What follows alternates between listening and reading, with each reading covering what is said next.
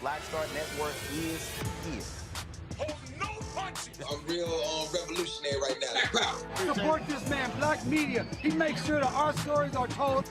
Thank you for being the voice of Black America, Roland. Stay black. I love y'all. All momentum we have now, we have to keep this going. The video looks phenomenal. See, this difference between Black Star Network and Black-owned media and something like CNN. You can't be Black-owned media and be scared. It's time to be smart. Bring your eyeballs home. You dig?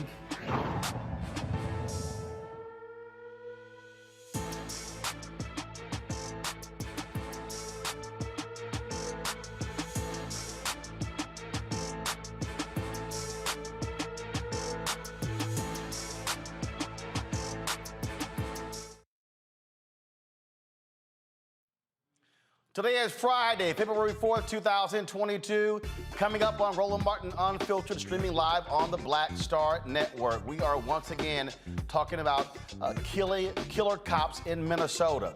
Folks, in less than 15 seconds, a black man under a blanket murdered in his own apartment. We'll talk about the death of 22-year-old Amir Locke doing a no-knock warrant search. Folks, it is disturbing video.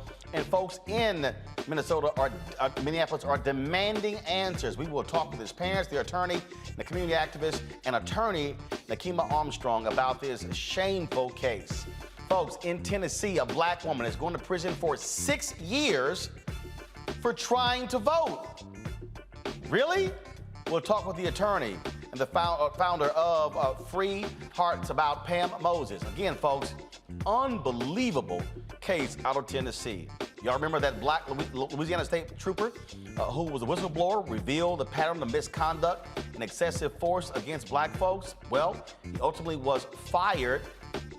That's right. We will talk with him right here on Roland Martin Unfiltered, along with the mother of Ronald Greene. Today is World Cancer Day, and Dr. Hadad Nicole Green, one of the top scientists in her field, will join us to talk about the latest discoveries in cancer research. Plus, President Biden's reinvigorates his moonshot plan to end cancer. And we're talking about the benefits of Montessori education in our Education Matters segment. All right, folks, also, we got lots to talk about, taking your phone calls as well. It's time to bring the funk on Roland Martin Unfiltered, right here on the Black Star Network. Let's go. He's got it. Whatever the miss, he's on it. Whatever it is, he's got the scoop, the fact, the find. And when it breaks, he's right on time and it's rolling. Best believe he's knowing.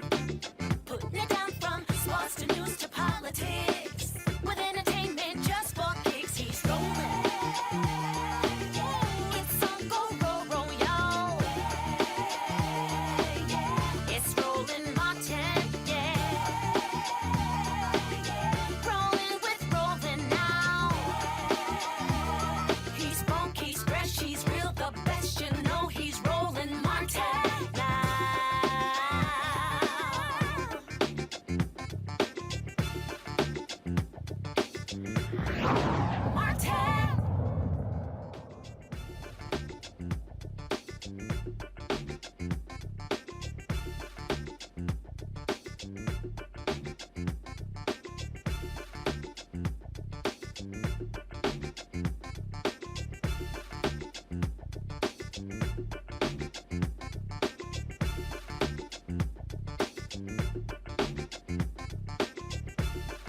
All right, folks, a shocking story. We are back in Minneapolis detailing police in the killing of a black man. We're warning you right now. It is a short piece of video, but it is shocking and it is deadly. If you want to turn away, please do so right now. But we're going to be showing you, folks, this video where 22-year-old Amir Locke was shot by police when executing a no-knock warrant connected to a homicide investigation, and he wasn't even a suspect. Folks, Amir didn't have a criminal record. Listen to me, no criminal record whatsoever. It was less than 15 seconds from the moment officers opened the door with a no-knock warrant before killing Amir. Again, we're warning you that this is unbelievable video. If it triggers you, please turn away, walk out of the room. We're giving you enough time to do so. But again, this is back to where we are. Watch this.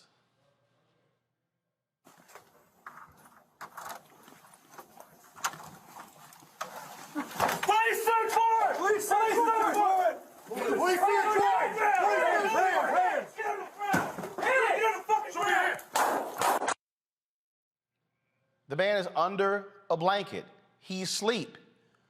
Officer Mark Hanneman has been identified as the cop who fired the fatal shots. The autopsy said Locke died of multiple gunshot wounds and classified his death as a homicide. All right, folks, we got a number of guests to talk about this here. Joining us right now is Amir's mother, Karen Wells. The family's attorney is Jeffrey Storms. We're also joined by a Minneapolis activist and attorney, Nekima Armstrong. Let me first of all say this here to you, Ms. Wells, and to Amir's father, Andre Locke. He was supposed to join us, but he's not joining us. Our condolences for the both of you. I've had to interview numerous black mothers and fathers over the last number of years, and I hate doing so in these cases. So again, our condolences to you and your family and all of your loved ones. I'm gonna start first with Jeffrey. What in the world happened? Why are we sitting here talking about this 22-year-old brother being dead? What happened? Roland, we just have a city that refuses to change, and it's refused to change for as long as all of us have been working on civil rights cases in Minnesota, and well before me. Repeatedly we have people die in a very similar manner. We had a man named David Smith who was killed almost identical to the way that George Floyd was murdered. And they were supposed to provide training to stop that, and they didn't. Everyone knew that no-knock warrants were dangerous and increased the likelihood of death. We all saw that with Breonna Taylor. Minneapolis had a warning. It had a chance to change. It told us it changed. It told us that they had policies in effect that were going to preclude no-knocks. They even advertised it as a ban on no-knocks. But we now know that that's nonsense. It's not true. And now we have this young, innocent man and once again, a young innocent black man who's killed for no reason in Minneapolis because the city refuses to actually be held accountable and show the ability to change. So I'm watching the video, and why are they going to his place? What did he have anything? Why are they at his place? So it wasn't his place. He was a guest at the place he was at, and so far the details have been sparse in terms of what's been released. But Roland, what is overwhelmingly clear and has been confirmed by multiple law enforcement agencies, he was nowhere, in no fashion, considered to be a suspect or a subject of that warrant. But, okay, so 1 second. So the place that he was at, was that person a subject? Well, what we're being told at this point was that the warrant was being executed at the proper location, and there was no warrant to seize a person, Roland. That's what's even more outrageous about this. This was a no-knock warrant to seize property and put lives at danger to obtain property. Wait. Okay, so, and y'all have seen the warrant? I'm aware of the contents of the warrant. Okay. So I'm just trying to walk through the facts here. I read one report that when they came in, Amir said that he had a gun. Is that true, yes or no? Is it true when they came, did Amir physically possess a gun at some point? He was startled from his sleep and in a matter of seconds touched his gun, never put his finger anywhere near the trigger. We've seen no video that suggests he ever pointed it at any officer or posed a threat with it. It was a young man who had no idea what was going on and was given only a matter of seconds and no opportunity to save his own life. Now, is it also true that he had a permit for that gun? Yes. Yes. So he obtained a permit previously in the state of Texas, where he lived, and he was possessing that gun lawfully in the location he was at, in the private residence. So, Karen, your son is sleeping on a couch, blanket over his head. He's sleeping. Yeah. He has a permit. He has a permit for a gun. Door opens, folks bust in yelling. The natural reaction, look, I've never owned a gun, but I would think that I don't own a gun, but if somebody busts into my house, probably my first reaction is to grab something to protect myself from the folks who are busting in. And if I'm asleep, I'm damn sure not hearing you yell, police, police, whatever they yelled. I mean, this has to be just, for you, shocking and devastating that it happened again in Minneapolis. Yes, I'm actually in disbelief because I would have never imagined that. Normally I'm watching what's going on when it's involving other people, other families, but I would have never imagined that I would be sitting here discussing my son being murdered, being killed. So, I'm gonna come back to the elements of this case, but for the purpose of our audience, just share with them, humanize your son. Who was he? What did he do? Was he in college? What was he studying? Where was he working? Just share with so people have an understanding that he's not just a hashtag, that he's a human being and actually people, what folks should know about him. Actually, Amir was wanting to become an entrepreneur. He did like DoorDash and he did like Instacart. And I helped him get his LLC to start a business. He was really into doing something for the youth, as far as like a clothing brand line that would cater to the youth. He wanted to get into buying property, real estate. He was really all about generational wealth. That was one of his goals that he wanted to do, as far as, with his family. Amir was kind-spirited. He could make you laugh.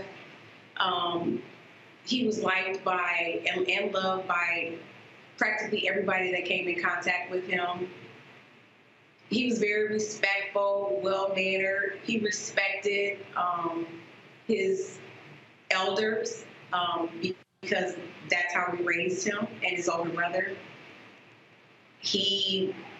Whenever we would FaceTime, get off the phone, he would always tell me that he loved me, and I would tell him I loved him. The last time I spoke to my son was this past Friday. And he was just trying to, do what he was supposed to do. Do you live in Minneapolis? Do you live elsewhere? Where y'all from? Actually, he's born and raised in Minnesota. I lived there for over 25 years, and I relocated 2 years ago to Dallas, Texas, and Amir came with me. So, during that time, Amir had recently went back But he was actually, getting ready to come back. And then just different moves that we're talking about doing as far as me going to another location. So you still live in Dallas, and go ahead. I'm in Dallas currently. Right, you still live in Dallas, and so he was in Minneapolis visiting friends or there for work. He has family there, but he was also doing like the Instacart, doing that type of work. And he also did that work in Dallas. Gotcha.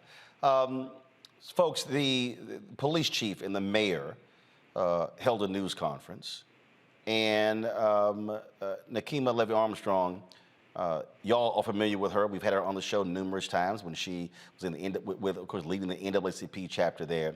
She just got sick and tired of listening to what they had to say. Watch this. No, hold on. Chief Huffman, no, do not. Okay, I'm not a threat. I don't have a gun. Okay? Don't treat me like I'm a threat. This is what I would call the anatomy of a cover-up. This is unacceptable. I'm sorry, it is. When I agreed to work with you on the work group, we talked about the importance of transparency and accountability. And here, what we are seeing is business as usual. And you know this, Amelia. You know this, Jacob. I don't know how you guys slept that night.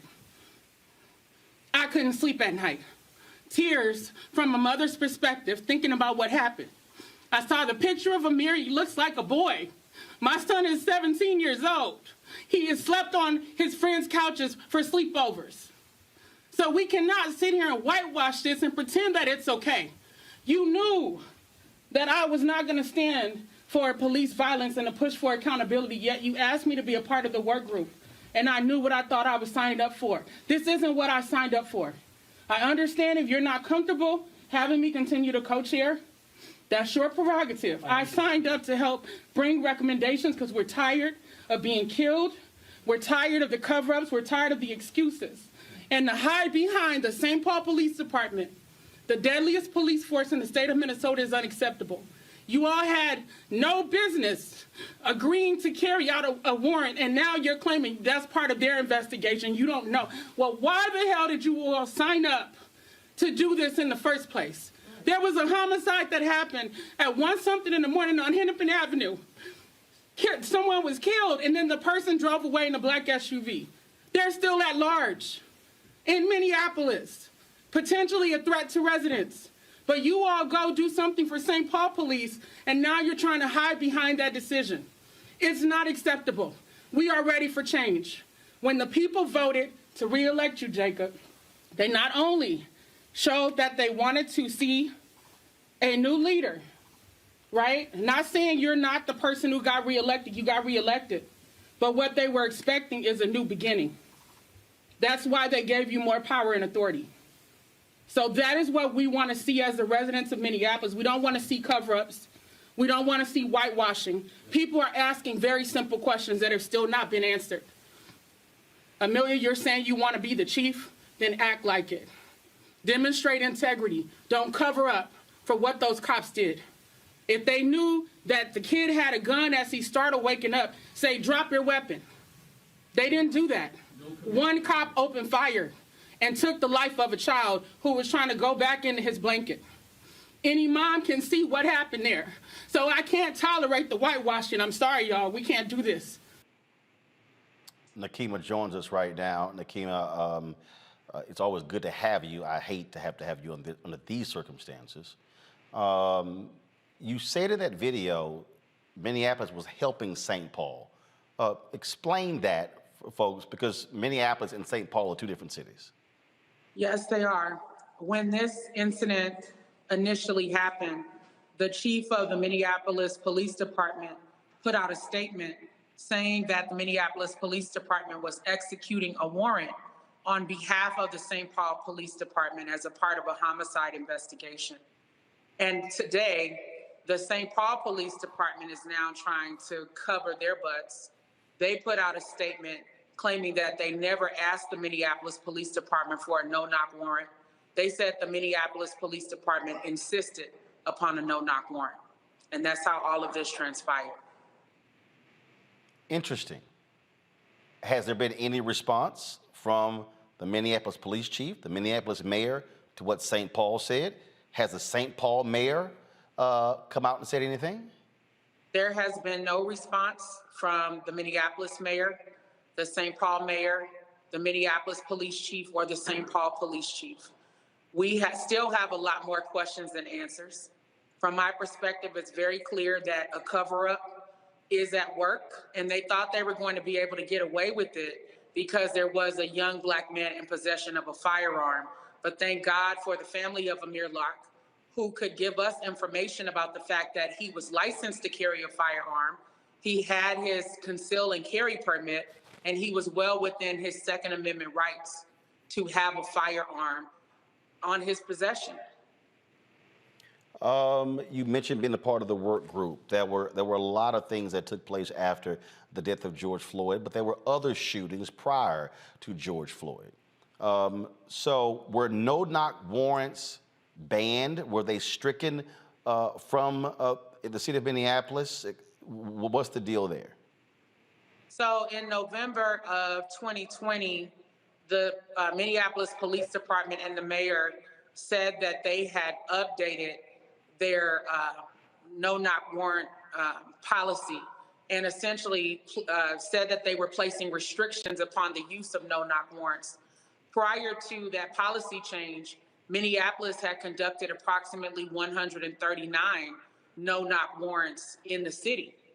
There were folks who critiqued Minneapolis's proposal, saying that it still left too much discretion for police officers to use no-knock warrants in circumstances that were not like a hostage crisis or exigent circumstances.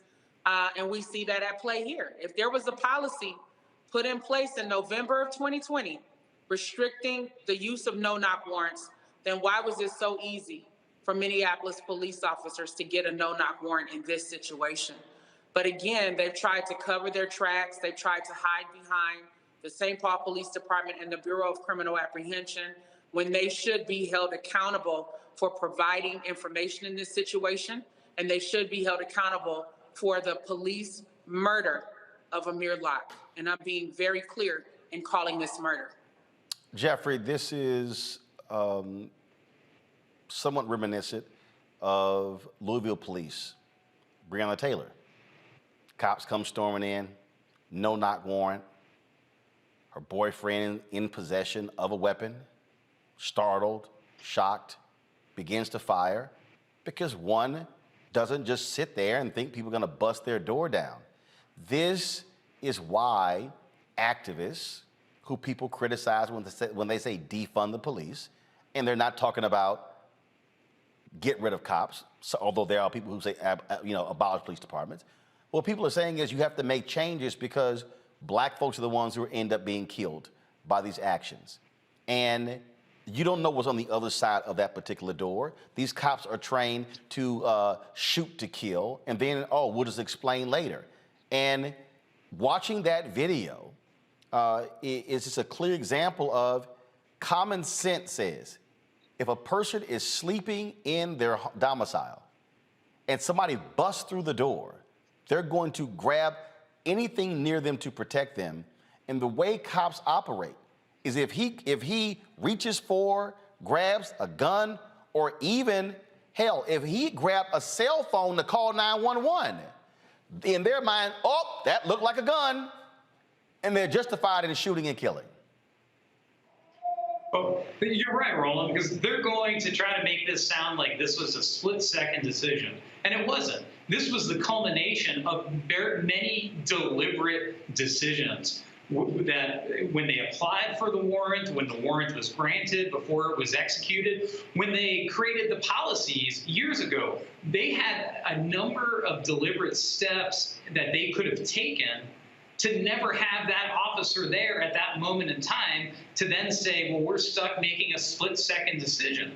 No legal gun owner, Roland, who sleeps with their gun by their side, which many gun owners do, could have lived through that situation. So we have to not ever allow the police in that situation. And we can do that through proper policies that we actually enforce, because what do we usually see, Roland? That it happens to our Black Americans, right? As opposed to white America. We don't see this happen in a lot of the neighborhoods in white America. We see it happen to our Black brothers and sisters all the time. And in the comfort of City Hall, they could have stopped this from happening years ago if they would have actually enacted a policy that worked and enforced it. I don't want to play the video because I don't want Ms. Wells to have to look at that right here. But as I think about that video, if you're storming into an apartment, no taser. No taser. They're walking in guns blazing. If they walk in and if they walk in and someone's under a blanket and someone has a taser, you can fire that to actually stun them. No, they didn't do that. And this is, you're absolutely right. This is what we're gonna get used to hearing. Oh, you know, it's a no-knock warrant. We don't know what's on the other side of that door. And so, but to your point, they were supposed to be seeking property. That, Ms. Wells, is what is even more ridiculous, that if you had a warrant for property, why are you coming in guns blazing? And now you're having to deal with the grief in burying your child.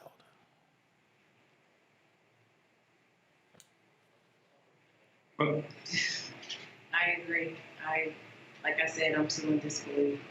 I'm shocked that I'm even here. Nekima, your final point. It's long overdue for a change to our system of policing in the city of Minneapolis. Black people are fed up with being brutalized by the police. We're fed up with police being allowed to kill people with impunity. We're fed up with elected officials making excuses to maintain the status quo.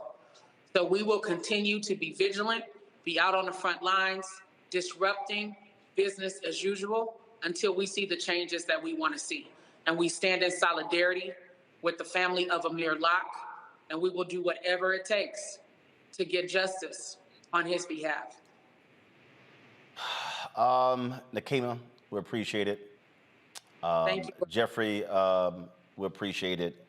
Again, Ms. Wells, our condolences, and please extend them to Amir's father, Andre, as well. Thank you. Thank you. We, people ask me all the time, they say, matter of fact, let me go back. When I was at TV One, we, TV One was talking to the president of the network. He was white. And we were talking about subject matter on the show. And he says to me, well, it seems like it's the same thing every day. And I said, yes, Black people are being shot and killed and beaten by police every single day. And he wanted me to do an explainer as to why we were doing the stories that we were doing. And I looked at him and I said, hell no, I'm not doing that. I said, I don't need to explain to Black people why we're doing these stories. You're white, you're looking for me to explain, and I'm not doing it. And I said, why don't you worry about the other programming at TV One, and you leave the news to me. Oh, he was shocked by that. But I didn't care, because that's why I was managing editor of the show, meaning I had final say-so on editorial content. And see, folks will say these things to us. Well, hey, y'all always covering this stuff. Yes, because it keeps happening to us. I can guarantee you that if there's a plethora of white people being shot and killed by cops through no-knock warrants, oh, it's going to be on Fox News, ABC, CBS, NBC, CBS. I guarantee you that. Oh, it's going to be all on CNN. And so we hate to have to do this. I hear people say, oh my God, this is like black porn. And I totally get that. I totally get people who say we should not keep showing these videos. But let me say this as I bring in my panel. If we do not provide a platform for the family of folks like Amir Locke, for their lawyers, for activists like Nekima Armstrong, there is no guarantee that others will. And so it's our job to provide them a place to tell their story, to humanize their sons and daughters, but also to be able to galvanize you to keep putting pressure. Because see, it was a lot of people in America who were out in the streets across the United States and all across the world for George Floyd. But where are those white folks today? And Latinos, and Asian Americans, and Native Americans. There were folks who were conservative. There were people there, a lot of them were liberal and progressive. Oh, there were people in there who were queer, who were same-sex loving. Oh, then there were those others who were heterosexual. Where y'all at? Because we still here and still dealing with the same thing. Matt Manning is a civil rights attorney. Michael Imhotep is the host of the African History Network show. Akila Bethea is a communication strategist. Matt, I want to start with you. Watching that video, shocking, stunning, unbelievable, and all this brother was doing was trying to get some sleep. It's an execution. It was an execution. There's absolutely no basis for it. It's indefensible. And Ms. Wells' attorney was spot on. What they're going to start saying is this was a split-second decision, exigency, all the normal BS that we hear. This is absolutely indefensible. He was asleep under a blanket, waking up, and the officers didn't take the time to even ascertain if he was a threat. I imagine the city of Minneapolis is going to pay a hefty sum in this case because they're going to realize how indefensible it is. But what's so problematic about these cases is that it is so hard for plaintiffs in these cases to vindicate their very clearly violated constitutional rights. So this is more of a systemic issue, the way the courts deal with this in qualified immunity, because people are brutalized every day with no chance of recovery. And God willing, the Wells will have that here. But this is purely indefensible. There's nothing to say beyond that. And you know what, Michael? I'm on the NRA's Twitter page right now. Mm-hmm. Y'all can't. I want to show y'all what the assholes at the NRA have on their page right now. Mm-hmm. And if y'all want to understand how they only give a damn about the Second Amendment rights of white folks, this is what the NRA posted 9 hours ago. Dear Joe Biden, let criminals walk. Same criminals commit more crimes. Come on, man. A teen charged with shooting an NYPD cop. Then they had to retweet from the NRA women a tweet honoring Ida B. Wells Barnett. Oh, but let me help y'all out. The NRA says she was an educator, journalist, and civil rights crusader. She was also an advocate of the use of firearms for self-defense. She was an advocate for our firearms of self-defense because black folks were getting lynched. Exactly. Exactly. And I don't see a damn thing from the NRA. Go back. nothing saying, doggone shame, what happened to a law-abiding Second Amendment rights carrier. Nothing. I see nothing about Amir Locke. And they probably won't say anything about Amir Locke. This is one of the bullet points, one of the questions I have here on my notes. Where are the Second Amendment people? Where's the NRA? Look how long it took the NRA to put out a statement when it came to Philando Castile, who had a concealed pistol license, who was legally carrying. And when you study the concealed pistol license laws in the state of Minnesota, where he was killed, he went above and beyond, because based upon the state of Minnesota, if you have a CPL and you have your gun on you, you're not obligated to tell the police that you have your gun on you. He went above and beyond and told Officer Yanez he had his piece on him, his pistol on him. So, you know, I looked at this as well. I looked at the reporting from NBC News and looked at the footage.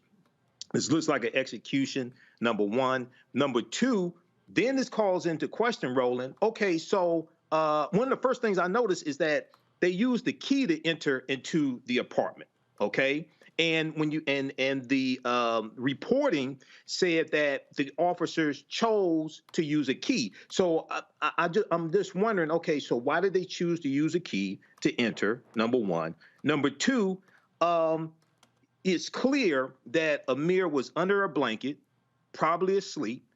He has a gun. Now, how are officers supposed to execute search warrants when they enter somebody's home and you have people who are legally owning guns? Because they don't know what's going on. You break in, and the first thing somebody is going to do is grab that gun. Okay, so and the other thing is that it's not clear that Amir was ordered to drop the gun. Now, you heard one officer say, "Show me your hands," but it's not clear he was ordered to drop the gun, which, once again, is really problematic and the fault of the police as well. So this is a deep case, but I wonder when the Second Amendment people and the NRA going to start voicing their opinions. And then when you ask where the white people who were protesting for George Floyd, we can ask where the white women who are out there protesting for George Floyd, because you should be talking about the Voting Rights Bill, the Voting Rights Act, because that impacts you and your women's reproductive rights also. Kelly, again, this is the fundamental problem with these no-knock warrants. The person on the other side of the door is minding their business. This is why you have got to be, if you're going to have this, you got to be 100% sure and confident that you got the right address and the right person. But here's the problem even with that. He's visiting. If I had you, Matt, and Michael over to my home for dinner and we playing cards, and I live in Virginia and Texas, both of them right to carry states. Mm-hmm. And if we sitting here playing cards and the cops bust in looking for me, you carrying a gun, you startled, you like, hell, I don't know who busting through, you gonna go for your gun. Then the cops kill you. Oh, well, sorry, she just happened to be there, or we executing. This is the type of wrong policing that goes on. And then when people go, man, why y'all protesting? Exhibit 1,468. So this doesn't even look like policing to me at all. This looks like a modern day state-sponsored lynching to me, because it makes absolutely no sense that a split-second decision should result in someone's death. I really don't feel like killing someone should be a split-second decision when you have that much power that is state-sanctioned. When you're talking about no-knock warrants, I personally believe they should be unconstitutional because, again, these are police officers entering your domain, with or without your permission. In this case, clearly without permission. On top of that, again, like you said, this wasn't even his home. He's visiting. So the fact that they did this while he was sleeping, it just feels like he was killed because he was sleeping, and he reacted as a result of him waking up. And I'm frankly just tired of Black skin being perceived as a threat. And you would think that this state, of all the states in the past 2 years, that Minnesota would know better, given George Floyd, given the other deaths that have happened in that state. And just for stats' sake, nationwide in 2021, just last year, 30 plus days ago, 15 days. That's how many days that police officers did not kill someone in the line of duty. 15 days out of 365 for 2021. That's how many days police officers did not kill somebody. So something is clearly wrong with the system when you are supposed to serve and protect and all you're doing is seek killing and destroying communities in the line of duty. It is absolutely ridiculous. We will continue to cover this case, break down what goes on, what is happening there, get as many answers as we can. I know many of you got lots to say about it, so if you want to speak on this, you can give us a call right here on Roland Martin Unfiltered, 202-890-1199, 202-890-1199. Don't forget, only those folks who are members of our Bring the Funk fan club can comment. That's right. It's called a perk and a privilege. We cross-reference those names, so when you call in, you might want to give your name. We'll look it up. Of course, if you want to join our Bring the Funk fan club, all you got to do is do so. You can join via Cash App, $RM Unfiltered. PayPal is R Martin Unfiltered. Venmo is RM Unfiltered. Zelle is Roland@RolandSMartin.com. Roland@RolandMartinUnfiltered.com. Some of you do not want. Some of y'all hit me all the time, and y'all say, "Look, I don't use all that sort of stuff." They want to be old school and mail in a check or a money order. We have the address now for y'all to do so. If y'all have the graphic for that, let me know. If you don't, we should have it. But you can send P.O. Box 57196, Washington, D.C. Again, 57196. Do y'all have the zip code on that one, folks? Let's see here. I want to make sure that we have everything right for y'all. Again, y'all been hitting me up, emailing me saying I want something. I need to mail something in, and so we made it possible. Went ahead and got the P.O. box, got everything locked in and confirmed.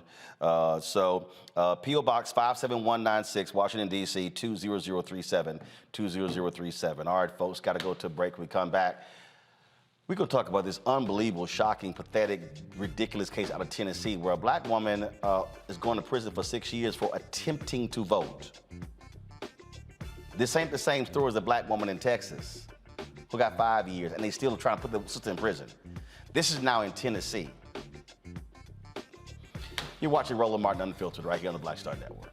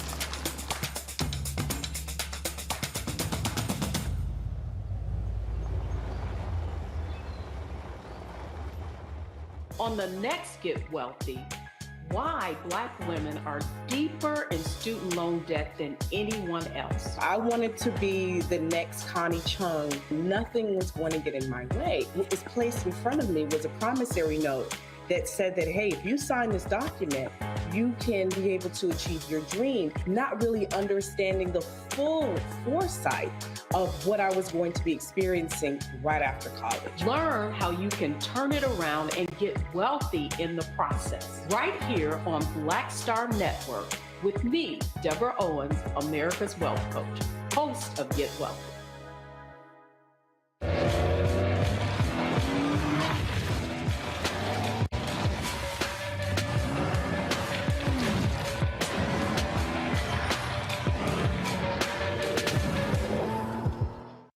Pull up a chair, take your seat at the Black Table with me, Dr. Greg Carr, here on the Black Star Network. Every week, we'll take a deeper dive into the world we're living in. Join the conversation only on the Black Star Network.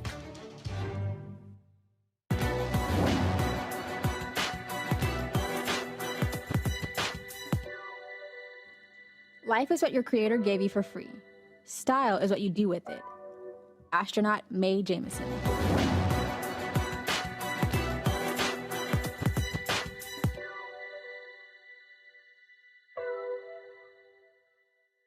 Hello, everyone. It's Kiara Sheard. Hey, I'm Taj. I'm Coco. And I'm Lily. And we're SWV. What's up, y'all? It's Ryan Destiny, and you're watching Roland Martin Unfiltered.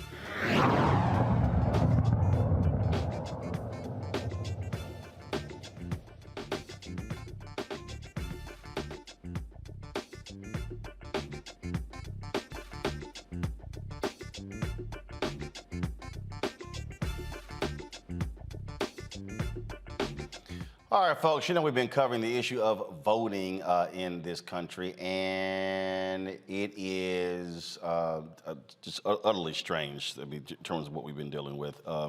You know, first of all, Republicans have been doing their part to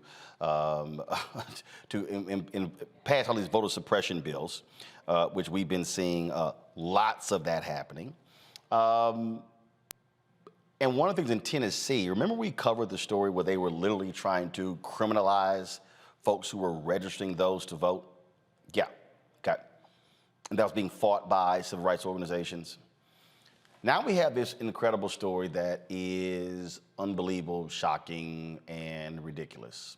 Pam Moses is going to spend the next 6 years in jail, in prison. Why? Because she was found guilty of trying to illegally register to vote in 2019.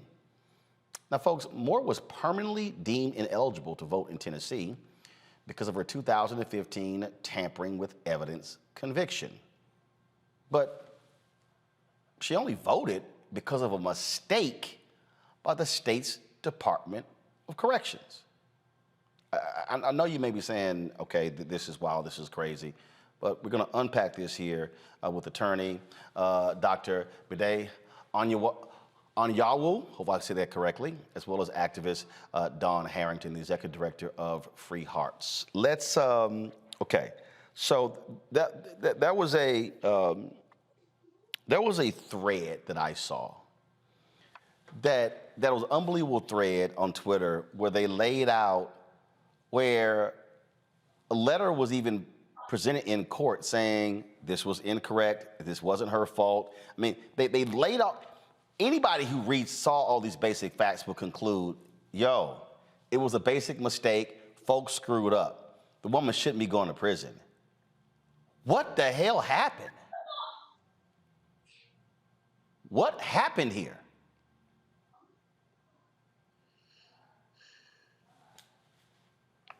Attorney, you can go ahead and start first. Well, thank you for having me. This is something that each time since the sentence was handed down, I reflect on why did this happen? Why was she sentenced? Why is she serving time on mistakes that were made by the Department of Corrections. Your opening says something about trying to illegally vote. No, she did not try to illegally vote. She tried to register to legitimize herself to get back into the voting record. That's basically what it's all about. And she did not falsify any document. She went to the appropriate department. The department that is the keeper of records, Corrections Department, to verify that the time that was handed to her has expired. And that Department of Records ascertained that her time has expired. And with that information, she proceeded to the court to get the court to certify that her time has expired. She was slammed with falsification of documents. Not just that, the judge on the case, over time, stated that she tricked the probation department. Tricked. So it calls to question how this judge is able to know what you and I are thinking as we speak right now. And where that judge failed to know what you and I are thinking, it calls to question why that judge should still be there as a judge. And where that judge is unable to also understand that the keeper of records is the Department of Corrections, it also calls to question why that judge should be there. I analogize it to going to a college campus, going to the president's office asking for your transcript. Compare that to going to the board of trustees, going to get your transcript, and then compare that to going to the registrar's office for your transcript. Which of the three offices is the keeper of the student's record? The registrar's office. And that is where she went. She went to the Department of Corrections, the keeper of her record. How long she has served. And with that, she did everything humanly possible, legally, to get her rights to vote restored, in order not to be disenfranchised. Rather, what she got was 6 years and a day. And that is mind-boggling. I want to pull Don into this conversation. Don, it just, again, if anyone with a brain just followed what happened here, you had a series of mistakes that took place. 6 years in prison? I mean, the cost, if you said the average cost to taxpayers is to incarcerate someone, let's say it's 25 grand in Tennessee, you're gonna spend $150,000 of taxpayer money because somebody tried to register to vote? Seriously? And you know what? The thing that we see in our work all the time, there are so many mistakes. The fact that the state made a mistake on Pamela Moses' case is not an anomaly. With Free Harts, we work with people all across the state, over 1,000 people in every single county with getting their voting rights back. And literally, it's a roll of the dice if the information that you're going to get is correct or if it's not going to be correct. Tennessee disenfranchises over 450,000 people, and there's over 365,000 people who are off supervision and might be able to get their voting rights restored. But since 2016, only 3,400 people have been able to get their rights restored. And so this is voter suppression, and specifically about suppressing the Black vote. This was specifically in Pam Moses's case, very vindictive. The judge was extremely biased. And in comparison, one of our white formerly incarcerated sisters that's in our organization, when she tried to register to vote and she was not eligible, she received a letter that said, please be advised that your voting rights in Sullivan County, Tennessee cannot be restored at this time for the reasons listed below. This is our first time seeing that someone actually getting criminalized for the mistakes that they make so often, to the point we filed a lawsuit with Campaign Legal Center, Equal Justice Under the Law, Tennessee, NAACP, and Baker Donaldson. So, this is very clear what we're talking about here, in the same city that assassinated Martin Luther King. And, the governor really needs to grant her clemency and let her out, because this is unacceptable. First of all, what is that, Bidi? What is that possibility? So what's your next legal step? What's next for you? She has some legal remedies. One of them is to file a motion for a new trial. The next one is perfecting her appeal by filing notice of appeal in her case, assuming that the judge did not grant motion for a new trial, and also an appeals bond, so she can be out pending her appeal. But the judge denied that motion as well. So at this time, there are two motions that will be. One is to file a motion for a new trial, and if that is denied, is to file an appeal with the Tennessee Court of Criminal Appeals. Dawn, what's next for you and others there? Because this is just outrageous. So we're just going to keep fighting. Right now, we're raising money for Pam's legal defense, and people can send money at Cash App P. Moses. We're also getting together a petition, because while the other remedies are being worked on, the governor can actually grant her clemency. And the petition is bit.ly/free P. Moses. And we're just trying to raise awareness to as many people as we can. And hopefully everybody is as outraged as we are, because at the end of the day, she should never be incarcerated right now for the mistakes of the state. All right, folks, we certainly appreciate both of you, and hopefully the best happens, and she doesn't have to spend time in prison as a result of this basic mistake. Thanks a lot. Thank you. This is the thing here, Kelly, that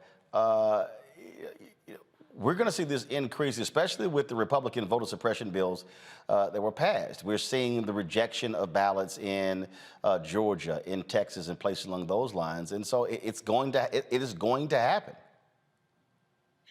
It's so interesting to me, and not that it was brought up in this particular segment, but there have been segments where people, at least in the comment section, talk about like, oh, our vote means nothing. It's not even that important. If it wasn't that important, they wouldn't be working this hard to steal it or to imprison someone for trying to use that power. It is absolutely, it's a shame.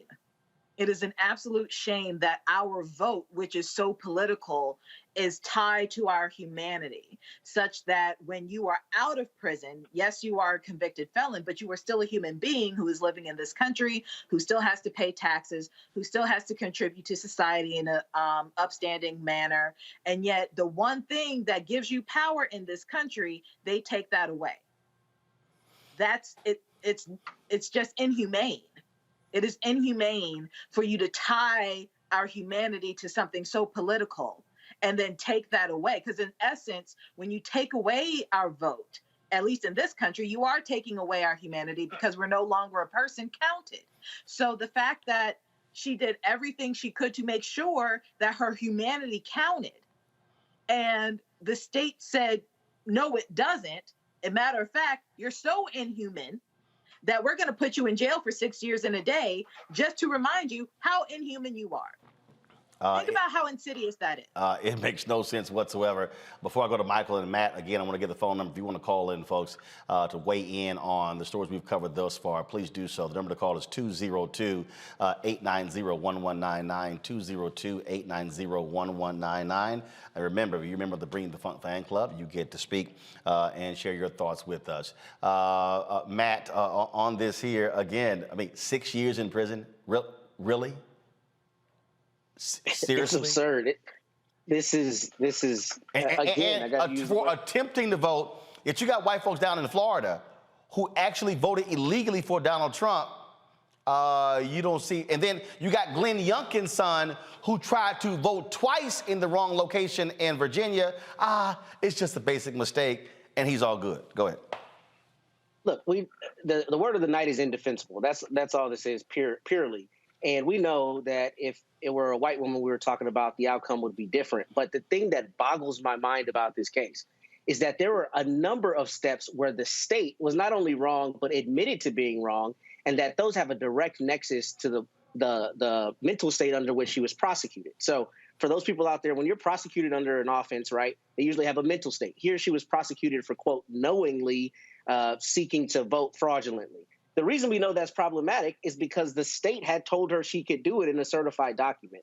So I looked at Tennessee's rule. It's Rule 13E on appeal. I don't see how this stands up on appeal because from the mental state standpoint, she had every reason to believe she had a right to vote. The judge thinking that she was trying to trick some probation officer is ironic because that means the judge thinks the probation officer is too dumb to do his or her job correctly. But as that relates to Ms. Moses, I don't know how you claim that she knowingly tried to vote illegally when the state itself told her that she could do so. So I'm optimistic that on appeal, the appeals court will find that this should not stand. Michael. Yeah, Roland, you know, this is some more nonsense right here. First of all, you have Tennessee officials who conceded that they made a series of mistakes concerning Pamela Moses' voting eligibility. Number one. Number two, she said when she pled guilty in a case in 2015, she said, and it was a felony. She said no one ever told her that she could not vote. Okay, here you have a situation where she tried to register to vote, and she's getting 6 years in prison. But if we look at Nevada, Donald Kirk Hartle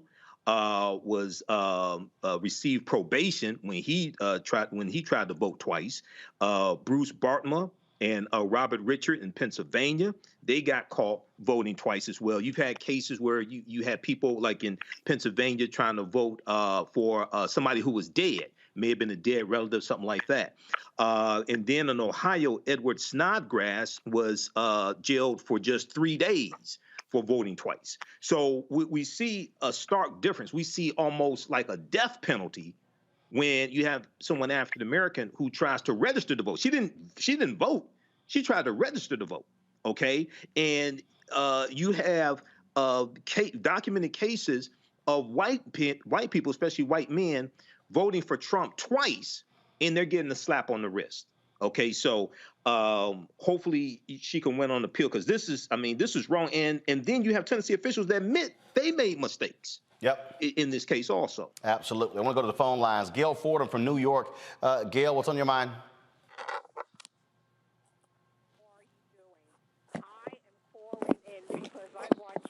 Every single day. I don't ever miss your program. Pretty Kelly, Michael, and I don't remember the young man that is the lawyer that's there. That's his Matt. name. That's Matt. But Mac, I appreciate all of you, and I learned from you. I am 75 years old, and Roland, I've adopted you as my second son. So this is my learning school, and I don't answer no phone or nothing until I hear from you. I got a pen and paper, and I write everything down. I want to say to you, I love that you're on this show, and I support you 100%.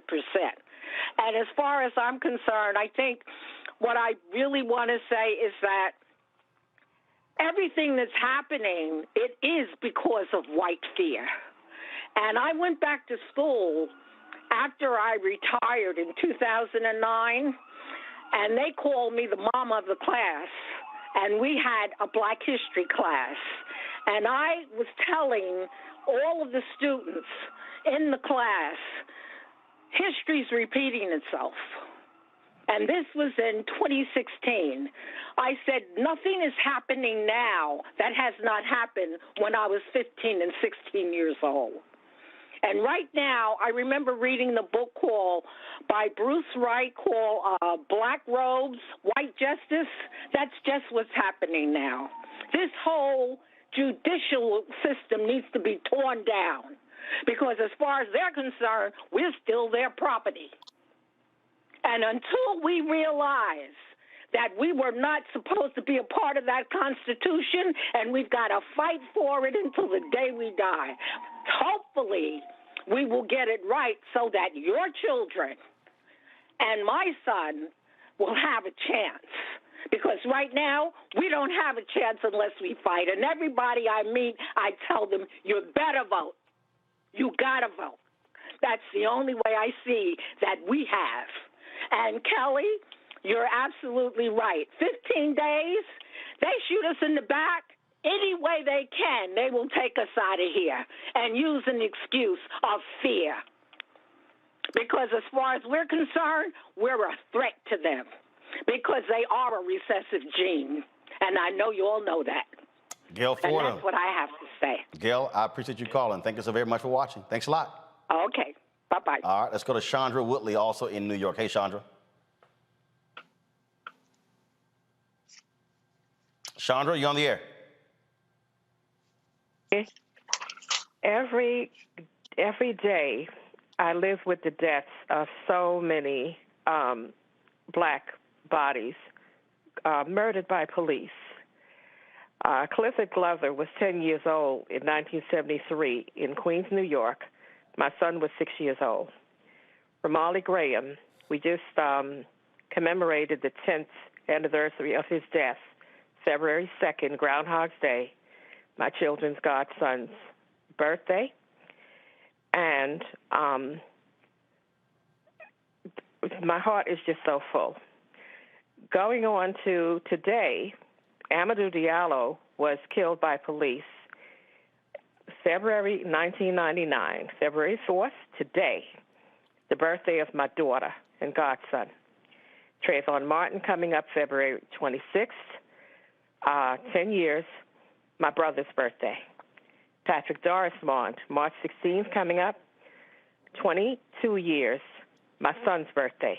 John Crawford III in Beaver Creek, Ohio, August 5th, 2014, my other brother's birthday.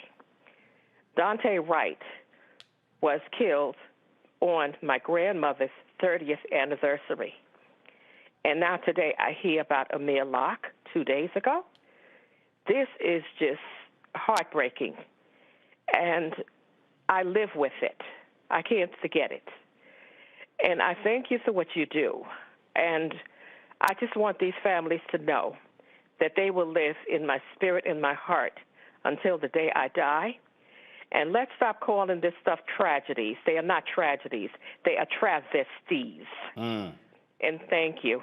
Chandra. Have a good night. Chandra, yes. We appreciate it. Thanks for calling. Have a good night. Thank Bye-bye. you very much. Folks, we'll be taking more of your phone calls throughout the show. Going to go to a break right now. When we come back, we're going to talk about the case out of Louisiana, the Ronald Greene case. The governor acknowledged that he was notified early, a few hours after Greene actually died at the hands of police. We'll talk with the state trooper who blew the whistle. They've now fired him. as a result. Plus, we'll talk with the mother of Ronald Greene. You're watching Roland Martin Unfiltered right here on the Black Star Network.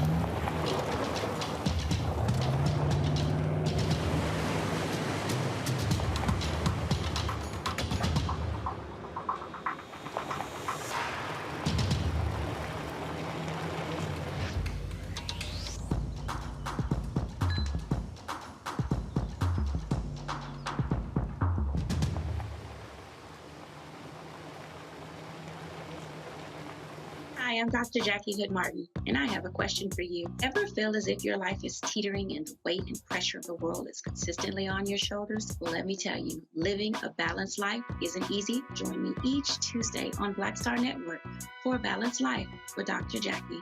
We'll laugh together, cry together, pull ourselves together, and cheer each other on. So join me for new shows each Tuesday on Black Star Network, A Balanced Life with Dr. Jackie.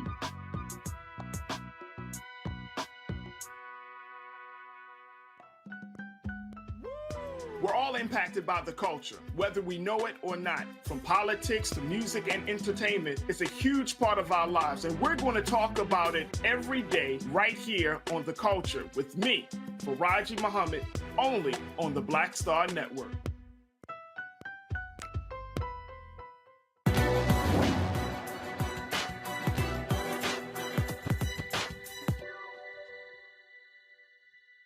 I don't have to be what you want me to be.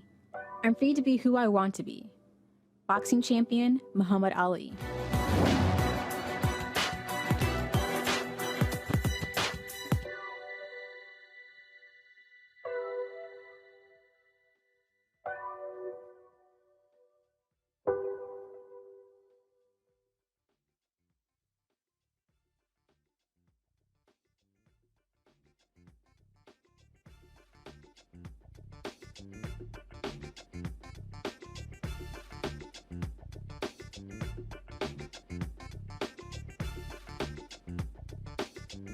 Fine.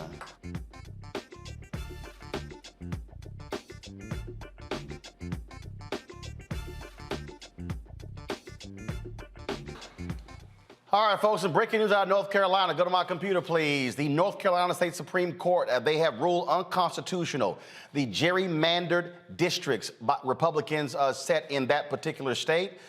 They have ordered them to be redrawn. We keep telling y'all elections have consequences.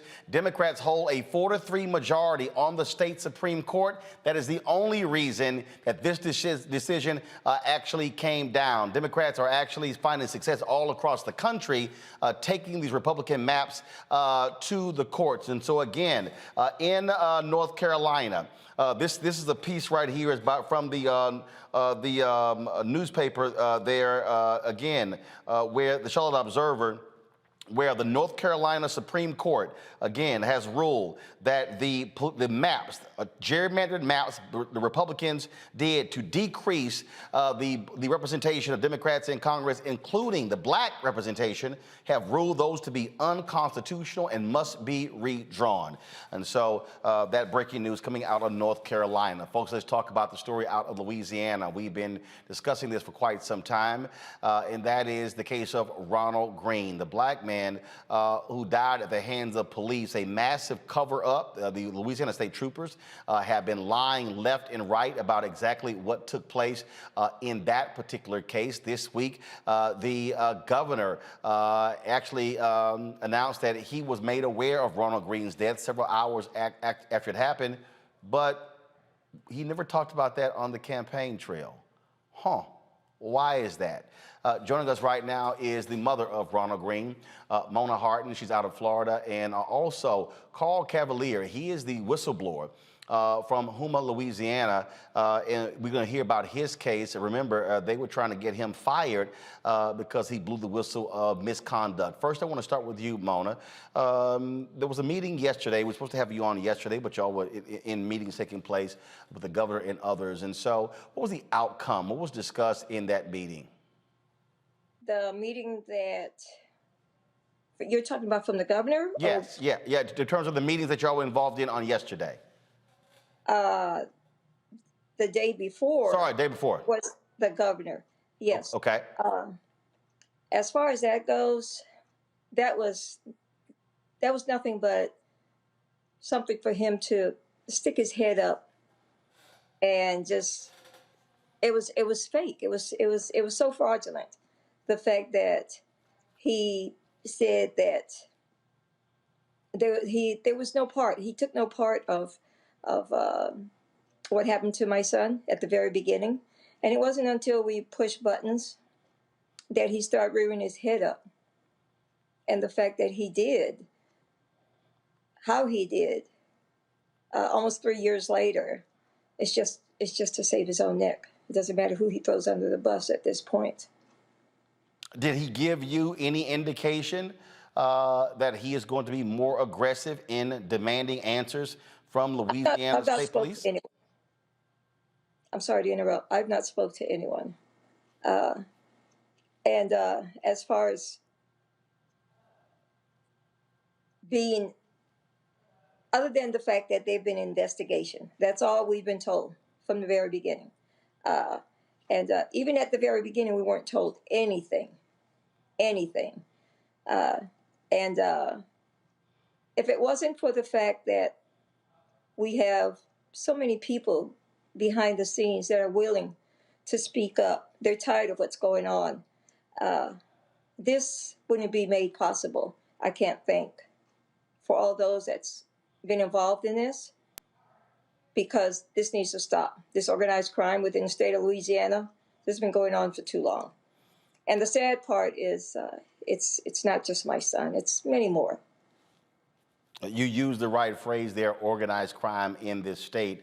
Carl, I want to bring you in. You blew the whistle on what was taking place. What has now been the outcome of the case, in your case? Well, in my case, first of all, I think you can tell from Ms. Mona's response how political this thing has become and how political it's been from the start for me, from my understanding. From my standpoint, the governor was forced. That response that the governor gave was forced.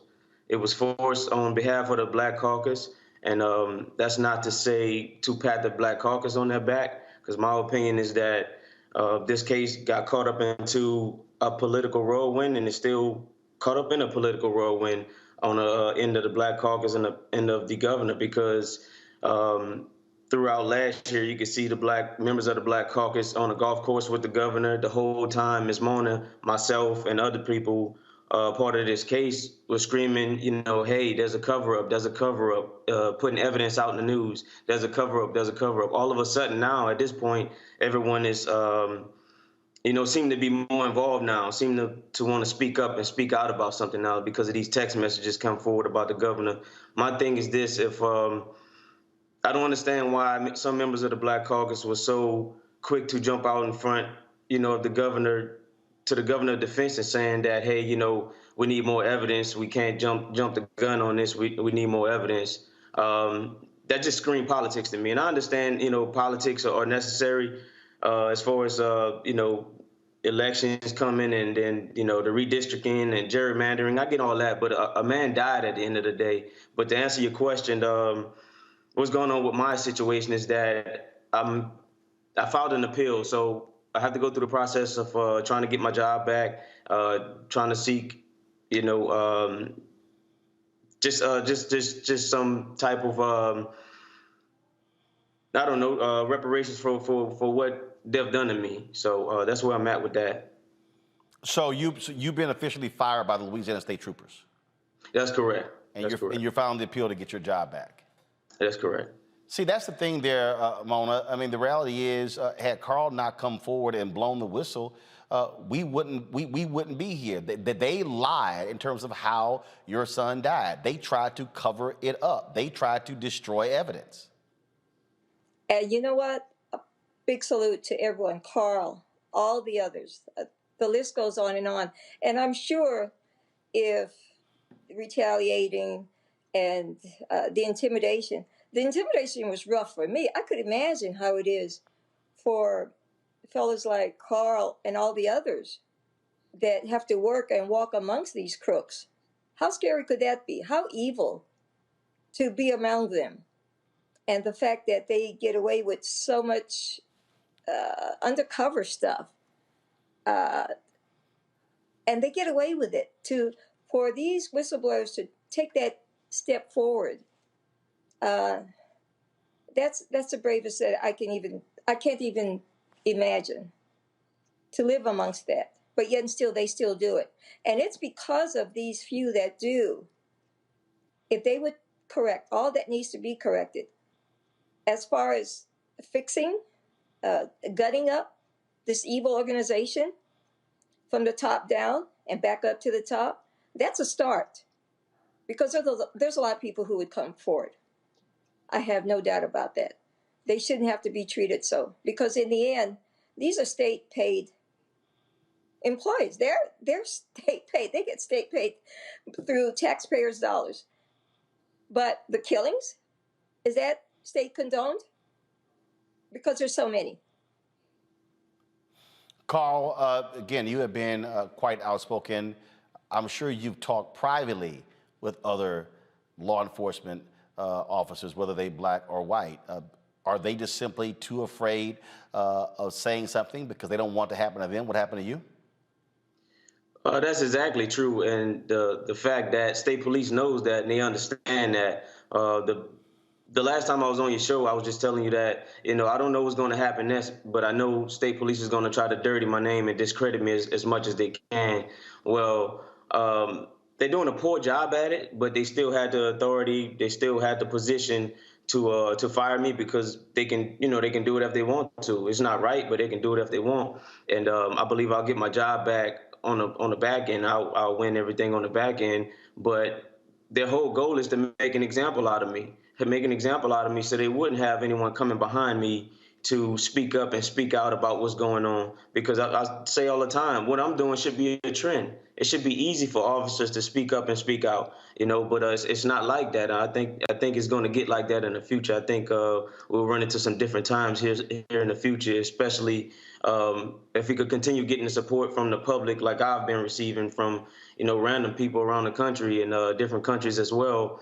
But I think we'll get to a better place where you have more officers like myself speaking out. But right now, there's people speaking to me behind the scenes because they don't want that pressure for their family and they don't want to lose that paycheck that they have, Mona, what do you want folks to do next? What is next in this case? It's sad to say, but for the fact that the state of Louisiana, they're gathering around this governor of this beloved governor. They gather around him. It's almost to where when they say they saw the video of my son being tortured, murdered by their troopers, it's like they might have been looking at it with fingers in their ears and their eyes closed. Because if they saw it the way it was for all to see, it's no way that they could move forward. I mean, I understand it's political. It's evil, it's nasty, but the thing is the fact that all these political figures in the almost 3 years I've seen those, and it's very few that have stepped forward, and I've seen those that have no integrity whatsoever. And the fact that they'll still rally behind Edwards and support him, and even as well as yesterday and the day before, step forward and continue to lie. It's But it's not a lie that will go far, because I'm not going to let it. Mona Harton, Carl Cavalier, I appreciate both of you joining us on Roland Martin Unfiltered. I thank you. Michael, the thing about this case is, again, what do we always hear? Trust the police, you know what, they're doing their job, things are not as, as bad. I'm sorry, these are Louisiana State Troopers. These are folks who are supposed to be above local law enforcement. They're the ones who are supposed to have more credibility. And so in the state of Louisiana, it's sort of like in Texas, the Texas Rangers are supposed to be, the best of the best. Well, hell, if they're sitting here being racist, covering things up, destroying evidence, who the hell are you supposed to trust? It's a number of different things, Roland. You just brought up the Texas Rangers. The Texas Rangers started out as bounty hunters in 1936, who were hired by slave owners in Texas to go into Mexico and capture runaway slaves and bring them back to Texas. The police departments in America were born out of slave patrols. Well, I understand that. No, I'm just saying the basis of law enforcement in America was to round up black people. It's part of that, yeah. But when you talk about Texas specifically, that's how the Texas Rangers started. Okay, with this case here in Louisiana, and it's important to understand, Louisiana is one of the poorest states in the country. They also have a prison called Angola Prison there in Louisiana as well. I'm looking for more answers. I'm glad you have this whistleblower, Trooper Carl Cavalier, who was just fired January 31st, 2022. And, one of the glaring things here in the case is that the cops who are involved in this cover-up still have their jobs, but he's the whistleblower. He's doing the right thing. He gets fired. So now this looks like a case. Well, first of all, I think the state police in Louisiana probably need to be investigated by the Justice Department. Absolutely. Okay? Feds. The feds. And do we know if there is have the feds started an investigation specifically into this case? Don't know. Matter of fact, I'll actually go reach out to this one, the DOJ, in a moment. Yeah. Okay. All right. Thanks. Yeah, but this one, the killing of Ronald Greene took place 3 years ago, and we're still trying to get answers on this to find out and hold people accountable. So. But this is another example of how elections have consequences. Governor John Bel Edwards is doing a song and dance, and this is an example of how elections have consequences and why more of us who want to be the right type of officers, like Trooper Cavalier, more of us have to apply to these departments and run these white supremacists out of these departments. Matt, again, you're supposed to look to the best of the best. Hell, and when they're crooked, one of the fundamental problems in police departments is when they cover for one another. Exactly, which is precisely why I don't understand in this case, the state police department is still investigating the case and investigating itself. I mean, there's been demonstrable evidence that there's been a number of people involved in the cover-up. So I don't know that he did this in his press conference, and I may have missed this. I don't know how the governor doesn't immediately call for the FBI to come in and take over the entire investigation, both as it relates to Mr. Greene's death and also as it relates to the cover-up thereof. The fact that they're still investigating it is absolutely absurd to me. And the fact that they decided to fire Mr. Cavalier when generally whistleblowing activity is an exception to an at-will state like Louisiana makes no sense to me. It's obvious that they're trying to just get him out. But I think Michael's point is spot on. How does he lose his job and these others keep theirs? I think the FBI needs to come in immediately, and hopefully your contact can shed some light on whether that's going to happen. Kelly? I mean, I echo the sentiments of everyone on the panel, but yet again, this is the second story in which we have a modern-day state-sponsored lynching.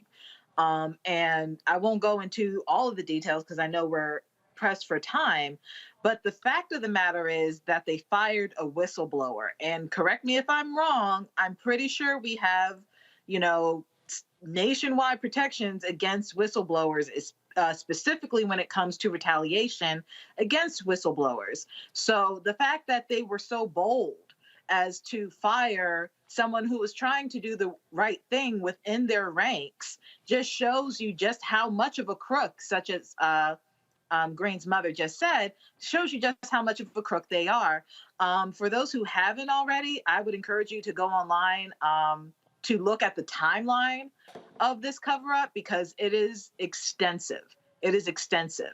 And it is just so disheartening and disgusting, the fact that people out there wearing the uniform with the intention or supposed intention to protect and serve simply aren't doing their jobs. They're doing basically what their ancestors did before they were called police.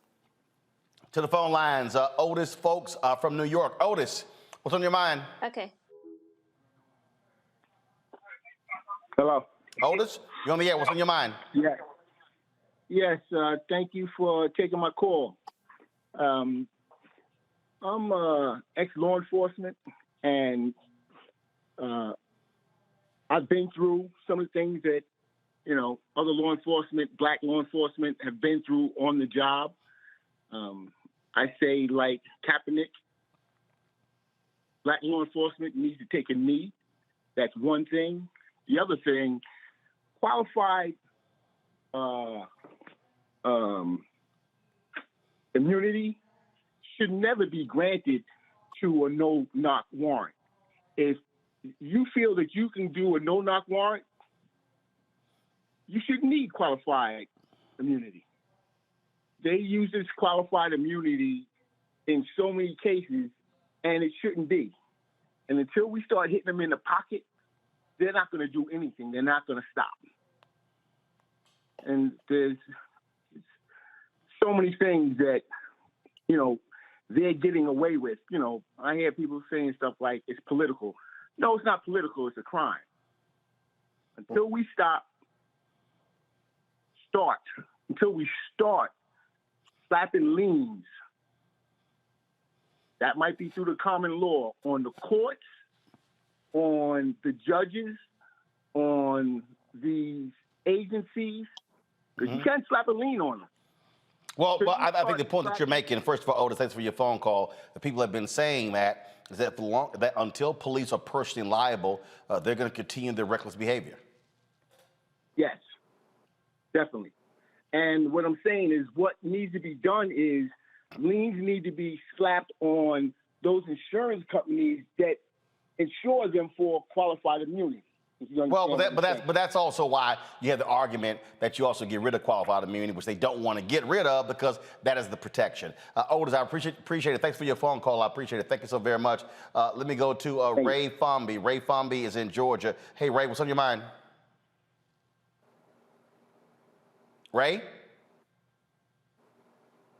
Ray, are you there? Hello, Ray Fomby. Okay, Ray's not there. Let's go to the DMV. Mike Bullock. Mike, what's on your mind? How you doing, Roland? Great. Yeah, can you hear me? Yeah, go ahead. Yeah, I've been a supporter since week one, Bring the Funk of your show. You know, as we look at all these examples, you know, the passion that you had in your monologue earlier about this, you know, I know you don't agree with this, but that's why I have said, and I'll say it again, that when Warnock and Booker voted for Rahm Emanuel to be the ambassador to Japan in the middle of the night, that was an act of treason towards the black community. How so? One, because Rahm Emanuel, being the mayor of Chicago, he spearheaded the cover-up of that videotape. Yeah, of the Kwame McDonald. Okay. Exactly. He spearheaded that. But how is a vote for Rahm Emanuel to be an ambassador of Japan treason against Black America? Because Biden tried to nominate him for a secretary post, but he got a lot of backlash. No, actually, he didn't nominate him. There were reports that said that he was under consideration, but that wasn't the case. Right. But what I'm still saying is, how is it treason against Black people? Because when when you look at all these examples, the video, he was the centerpiece of the cover of that. He shouldn't be serving. If he's serving anything, it should be a jail sentence.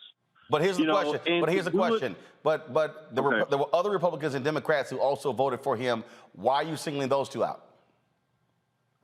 They're the only two. Well, even Tim Scott voted no, but they're the only two black senators. That's why I point them out. They could have blocked it the same way Ron Paul maneuvers things to block things in the Senate. They could have done something. Even if he would have gotten enough Republican votes, be a no on that. Okay. You know, they get up on TV with their kente cloth and saying that they care about black issues and do something like this. The last thing, are we still going to get the part 2 of Dr. Lane Roland? What part 2? That was a part 2 when I had the doctors on the next day. No, he said that he was open to coming back. You know, when you mentioned that there were doctors that disagreed with him. But him coming back to say what? He's already said the first time. What's there to come back for?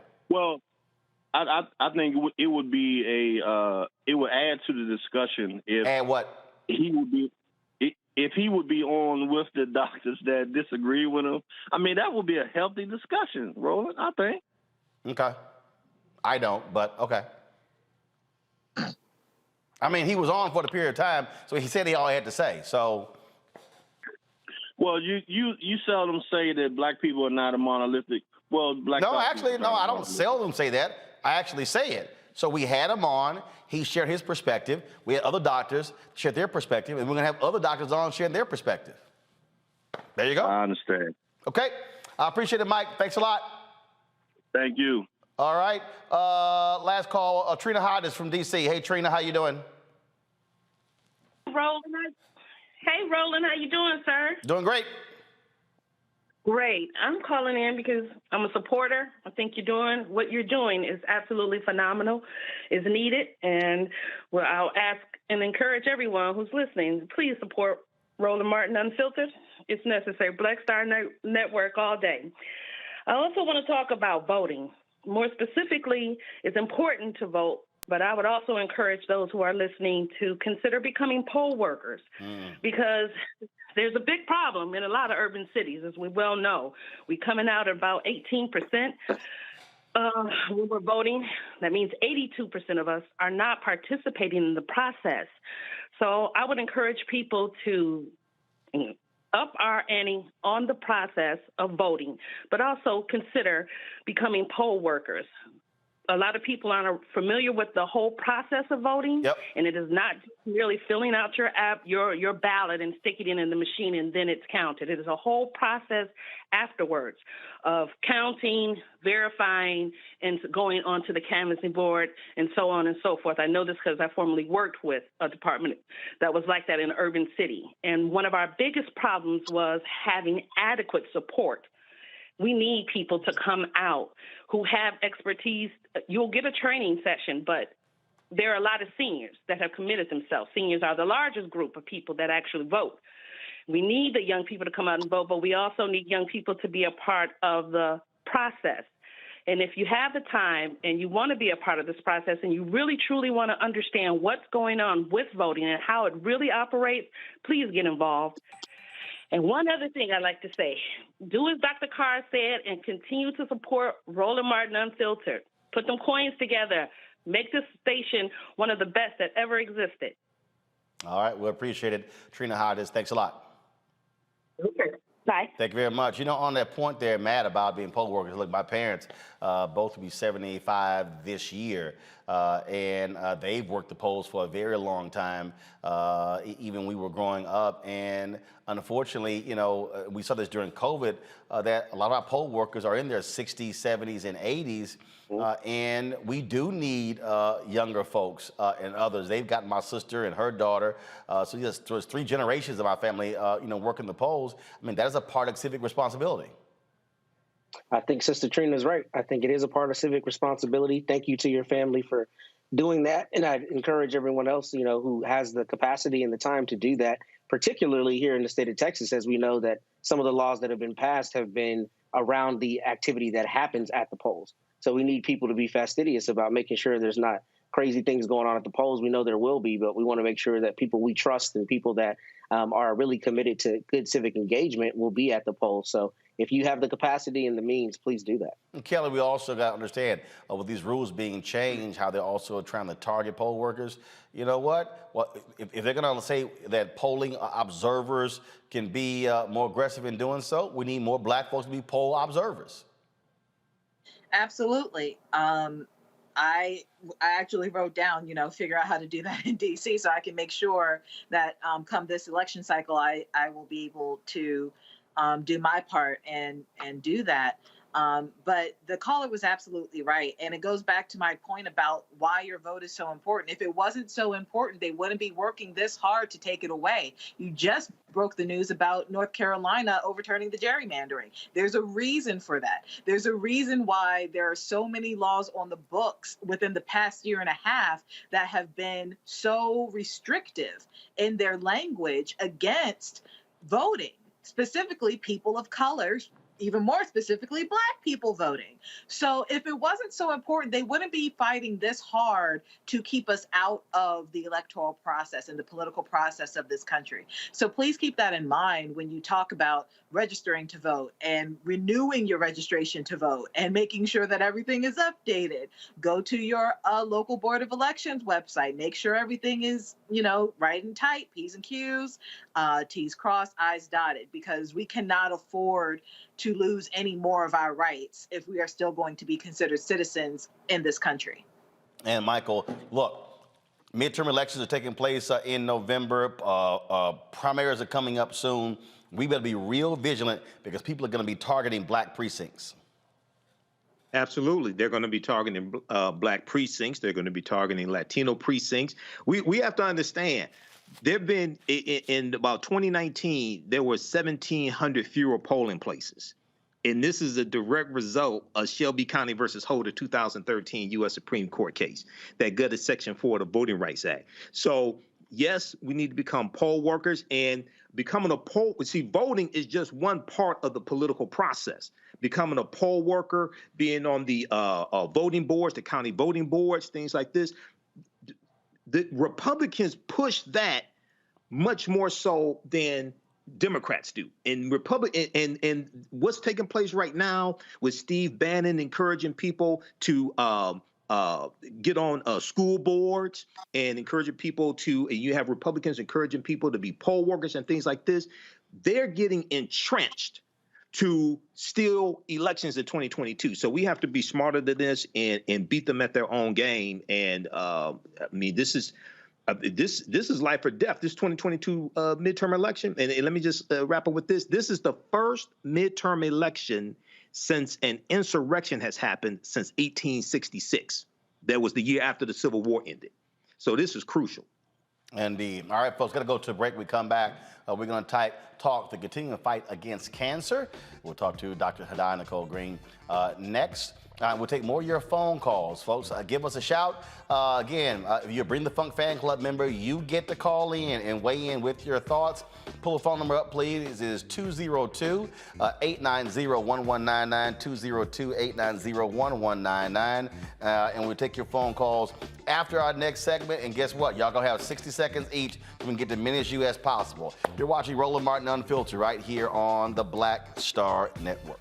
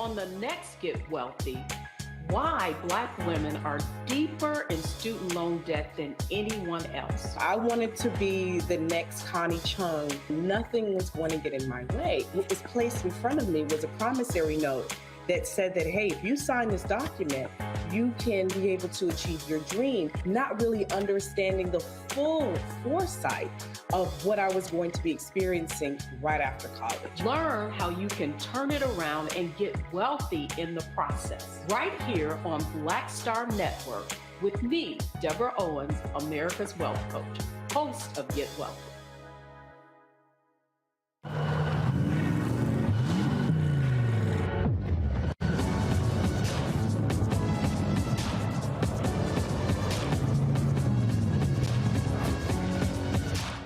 Pull up a chair, take your seat at the Black Table with me, Dr. Greg Carr, here on the Black Star Network. Every week, we'll take a deeper dive into the world we're living in. Join the conversation only on the Black Star Network. Hi, this is Essence Atkins. Hey, I'm Deion Cole from Blackish. Hey, everybody, this is your man, Fred Hammond, and you're watching Roland Martin, my man, Unfiltered.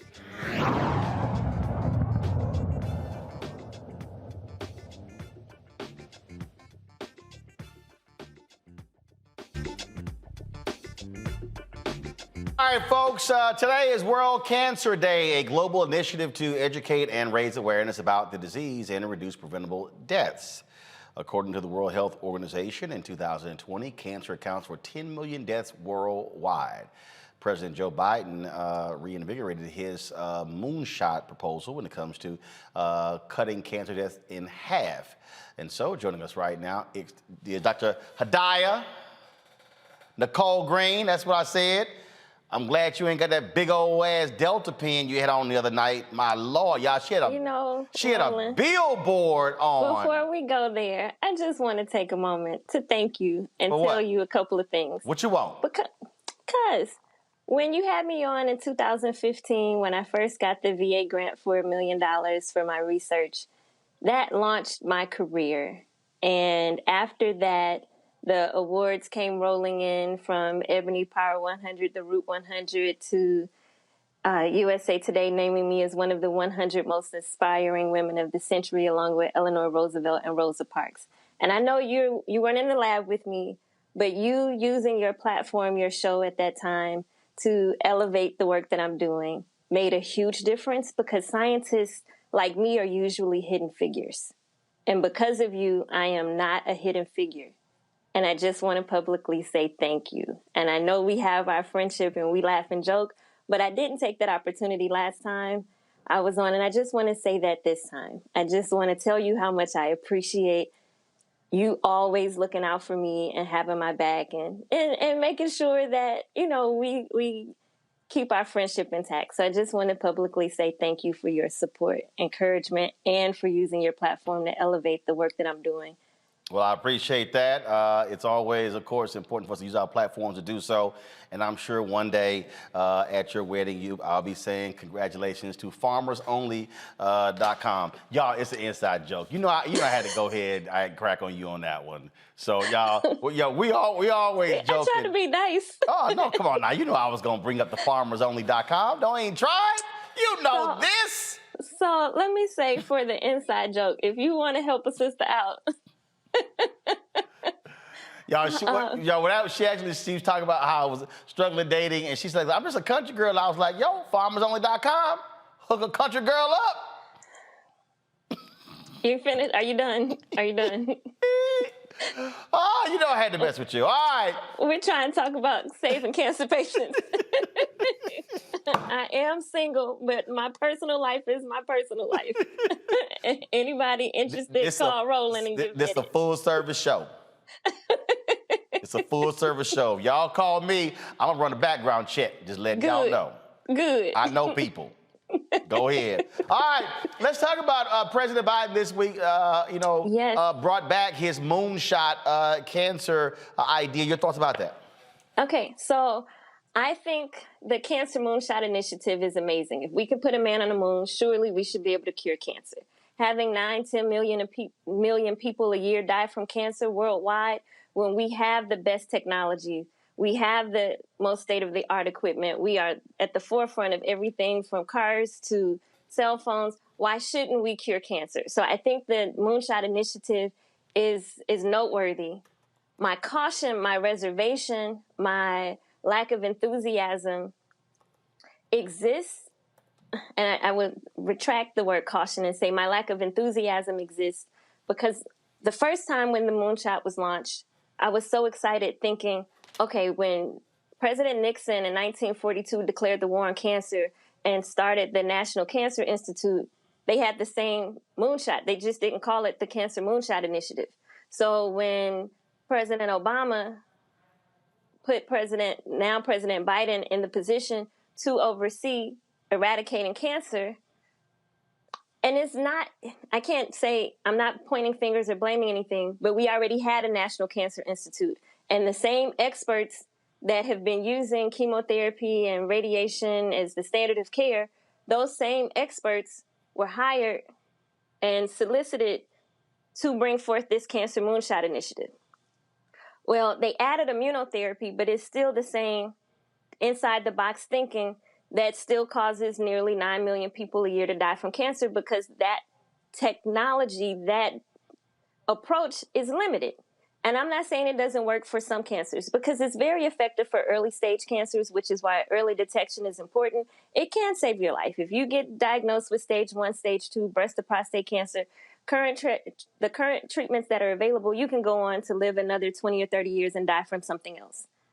My vision, what I would like to see with the new Cancer Moonshot is diversity in the type of people who are on the panel, the type of people who determine what they will fund, the type of people who get funded. Because there was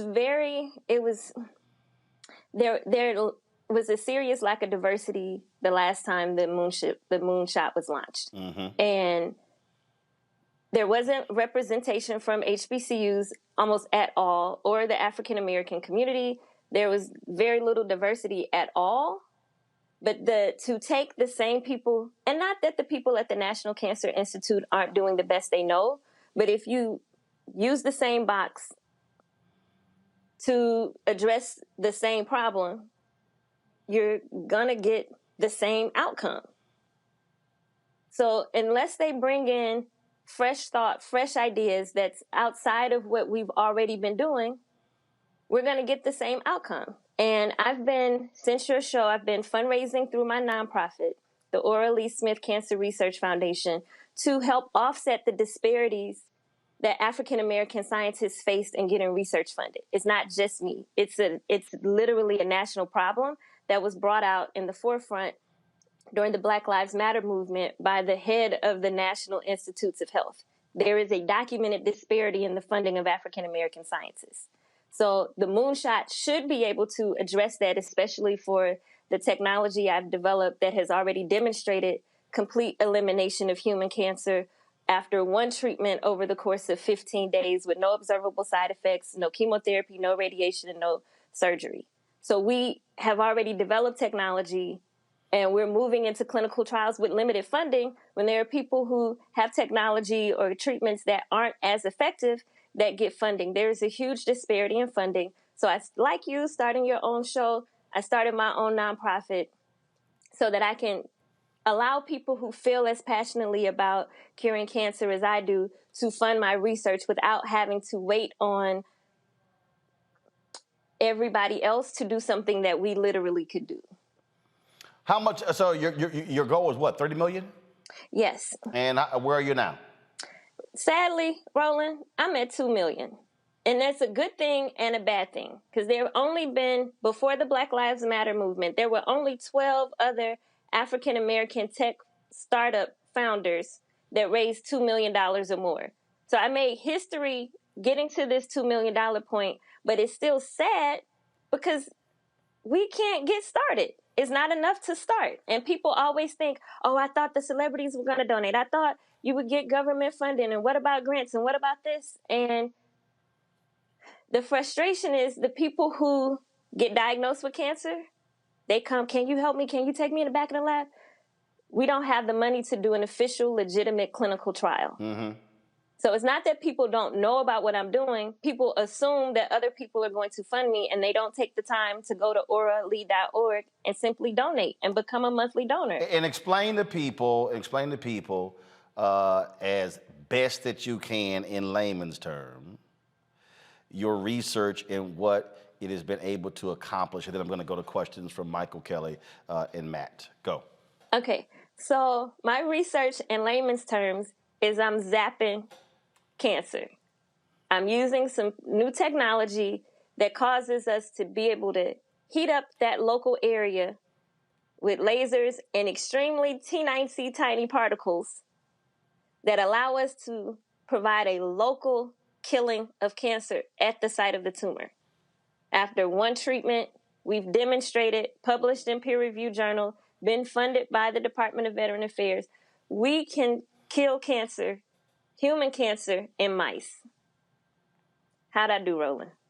There you go. You didn't use that nano, whatever the hell you did the first. Stop hating on nanoparticles, Roland. Yeah, man, she came on the show like, well, yeah, these nanoparticles. I said, girl, just say small. Just say tiny. You're a very intelligent man. You can learn a new word. Boo. I don't, this ain't, I'm gonna keep teaching you. You don't know. I'm gonna keep teaching you. Like Joe Madison say, put it where the goats can get it. Okay. Put it where the goats can get it. All right, Kelly, your question first. First of all, thank you for coming on the show. This has been very enlightening, and I feel like I've seen your work pop up on my feed several times. So I'm just, excited to see what's going to happen with this. But my main question is, what do you think is taking so long in terms of government support, in terms of even private sector support? Is this a big pharma issue? Is this, more political than anything or more racial than anything, given that a Black woman is heading this up? What do you think is the disconnect between you getting the funding you need and, frankly, us getting a cure for cancer? So I think that's an excellent question. Thank you for that. It's a great question, but it's difficult for me to answer. But I'll give you what people have said to me.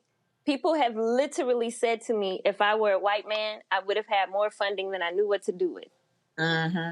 I've had people tell me all kinds of horrible things from it's because I wear my hair natural, or because I have a country accent, or because I went to an HBCU and not an Ivy League school, and because I'm not sexually active. If I were putting out, I would have the money already. And it just the horrendous things that across the spectrum people have said to me that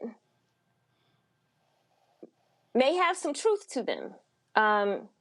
The other aspect, when I started my nonprofit, I wanted to be able to circumvent all the foolishness and shenanigans and shift the power dynamic, usher in something independent of what everybody else could control and something that I can maintain control of. So with my nonprofit, it allows people who also share this belief that we can cure cancer if we can have satellites in outer space tell whether a dime on the ground is face up or face down, and your watch can make a phone call now. Why can't we cure cancer? Why not? Like, what are we doing here? So when people support my nonprofit, we're not just supporting the idea of the hope of one day curing cancer. I've already developed the technology, and the funding that we're raising goes directly towards paying the cost of beginning and conducting human clinical trials. It's a tangible alternative to the other big cancer charities that exist. So when I put my nonprofit out as an avenue, an opportunity for people to support actual research, boots on the ground, you see me as the principal investigator, as the inventor, as the scientist from St. Louis. I'm us, right? So when people see me, they don't care that I have 3 degrees in physics, that I graduated with a 4.0 grade point average as a physics major. They don't care that I interned at NASA. They don't care that I interned at University of Rochester. They don't care that I calibrated lasers for the International Space Station. They don't care that I trained for 5 years at the Comprehensive Cancer Center. They don't care that I trained for a year in the Department of Pathology. They don't care about any of my credentials. They just look at me and say, no, you couldn't have done that. You don't even look old enough to have done that. You don't have enough gray hair. Your voice isn't deep enough. You need to have a male spokesperson to help you get this done. Show more cleavage. That'll help. I've had all kinds of things, but when people have the opportunity to level the playing field, I'm still, in our own community, I'm still met with skepticism of people saying, no, that's not true. You didn't do what you did. Like, you don't know my life. Google me. Not trying to be arrogant at all, but people take one glance at me, and I'm the epitome of people judging the book by its cover, and they declare, no, that's not true. And I know there's a lot of mistrust in the medical community. A lot of people have residual emotions about being taken advantage of in the past. So I personally don't have any scandals or anything in my record that would cause someone to be skeptical. But sometimes it's just pure ignorance, because we in our community don't usually see someone who looks like us who has the same education as Albert Einstein. I'm literally one of the first African-American women in the country to earn a PhD in physics. So people look at me and don't even know what to do with me. And I appreciate Roland trying to help people see that I'm relatable, that I'm a human. And I didn't ask for this calling, this assignment in life. It came. But when people see what I'm doing, they immediately go to what they think is or is not possible, and they put those limitations, or they assume somebody else is going to support instead of them chipping in $10 a month, $100 a month, and helping, because every dollar counts.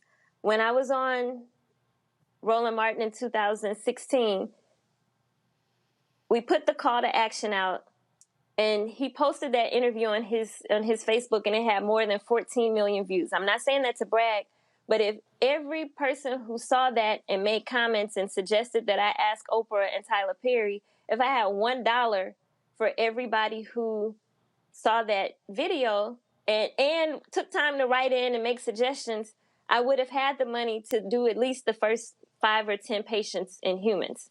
So people think my little bit isn't enough. You need 10 million, you need 30 million. My $1 won't count. But the reality is there have been millions of people seeing, liking, and sharing the memes about me being the first Black woman to cure cancer, or the first person to cure cancer. People have seen the memes, but they're not understanding I simply can't do this by myself. I need help. Michael. All right. Thanks, Dr. Hadiyah. Thanks for coming on. My question was, what are other, in addition to supporting you financially at orally.org, what are other ways that you need support? Do you need more media coverage? Do you need us to contact members of the Congressional Black Caucus? What are other, people need to donate. Because it takes money to do all this, but what are other ways? She said all of the above. All of the above. I need help with marketing. I need help with fundraising. I need help with making phone calls. We have a volunteer team. People can sign up at orally.org/volunteer. And everything from literally A to Z, helping us create posts for social media, donating your birthday on Facebook, changing your Amazon to support a charity, and you can select the Aura Lee Smith Cancer Research Foundation as your charity of choice. When you shop, Amazon doesn't charge you any, but they will donate. We have workplace employee matching programs everywhere from Boeing to Delta Airlines and IBM and Microsoft. So the spectrum of employee giving programs are available. If they're not at your job, you can ask, and it's an easy process to set it up. We also are an official 501c3 nonprofit, so people can name us in their wills and their life insurance policies. They can gift us property, houses, cars, anything you can write off on your taxes. We are able to accept those type of gifts. And there are things where a personal introduction to some of the family offices, the trusts, the home offices where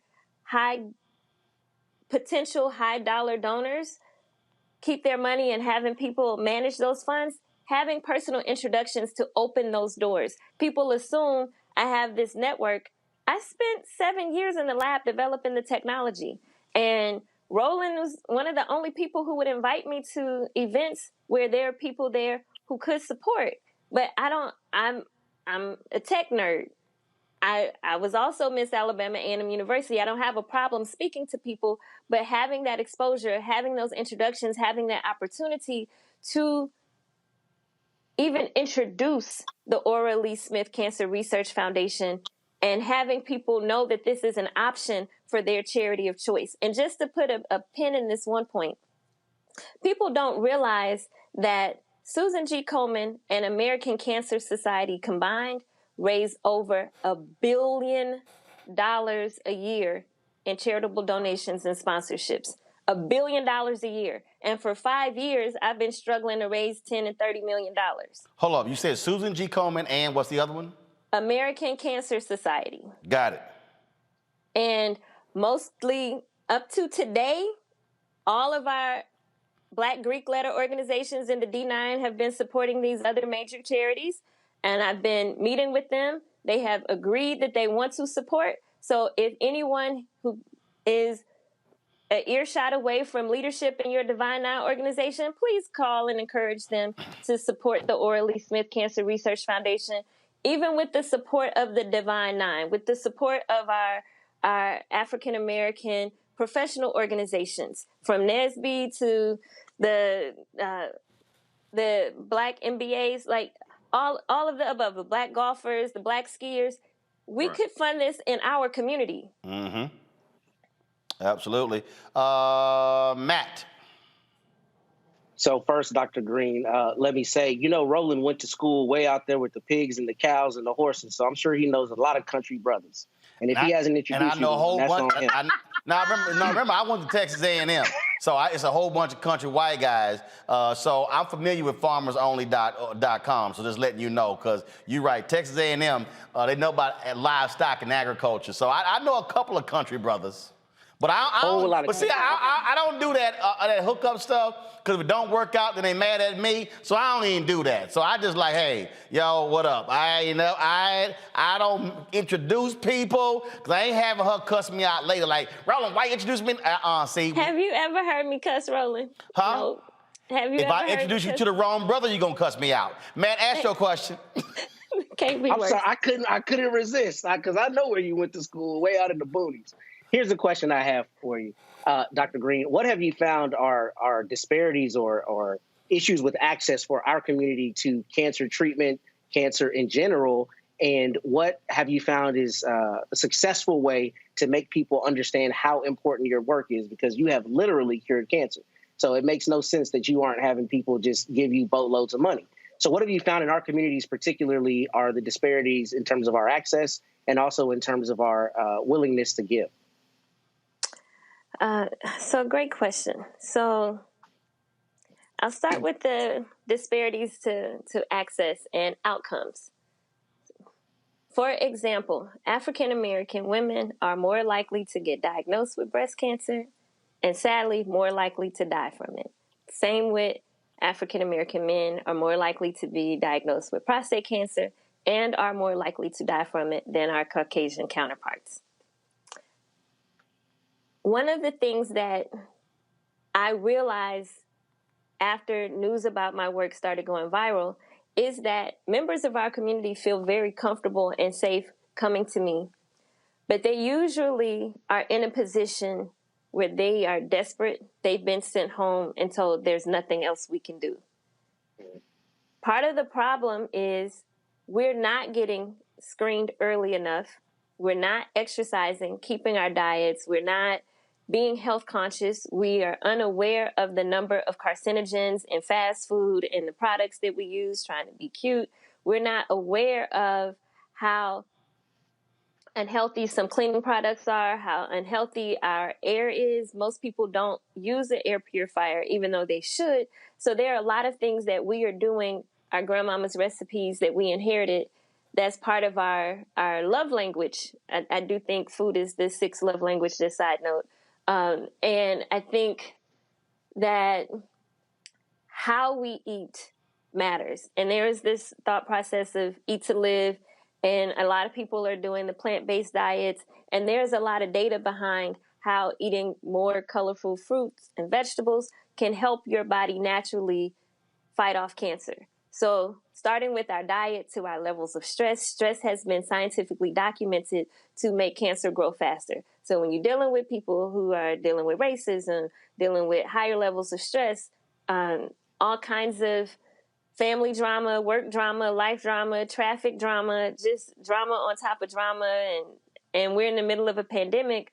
So that's also stress. So when you know stress is making your health worse and causing cancer to grow faster, and you're not getting the checkups and you're not exercising, which also helps with stress, which also helps with cancer prevention, but you're not doing those things because you're too busy and you're working 2 jobs and all of these things, right? So our socioeconomic status puts us at a disadvantage. They can even document by zip code that in certain neighborhoods, your likelihood of surviving cancer drops drastically. So when we're looking at doctors having documentation that they think African Americans have a higher tolerance for pain than everybody else. We don't, but the average doctor thinks that.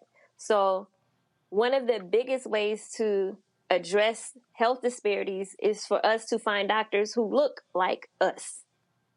There's a documentation that African American mothers have less death, less mortality when they go to an African American OBGYN. So I'm not going to lay out any conspiracy theories. I don't believe in that. I try to give you guys fact-based information. The data shows that African Americans have a better outcome over many health issues if you go to a doctor who looks like you. So that's one of the most tangible ways in all of the other diet, exercise, to improve our health disparities when it comes to cancer and all health conditions. I think the side part of that, people really aren't dying from stage 1, stage 2 cancer, because that's very treatable with the current methods for treating cancer. Where we fall short is that we're not getting our regular checkups. We're not getting our mammograms at 40. We're not getting our prostate cancer exams at 40.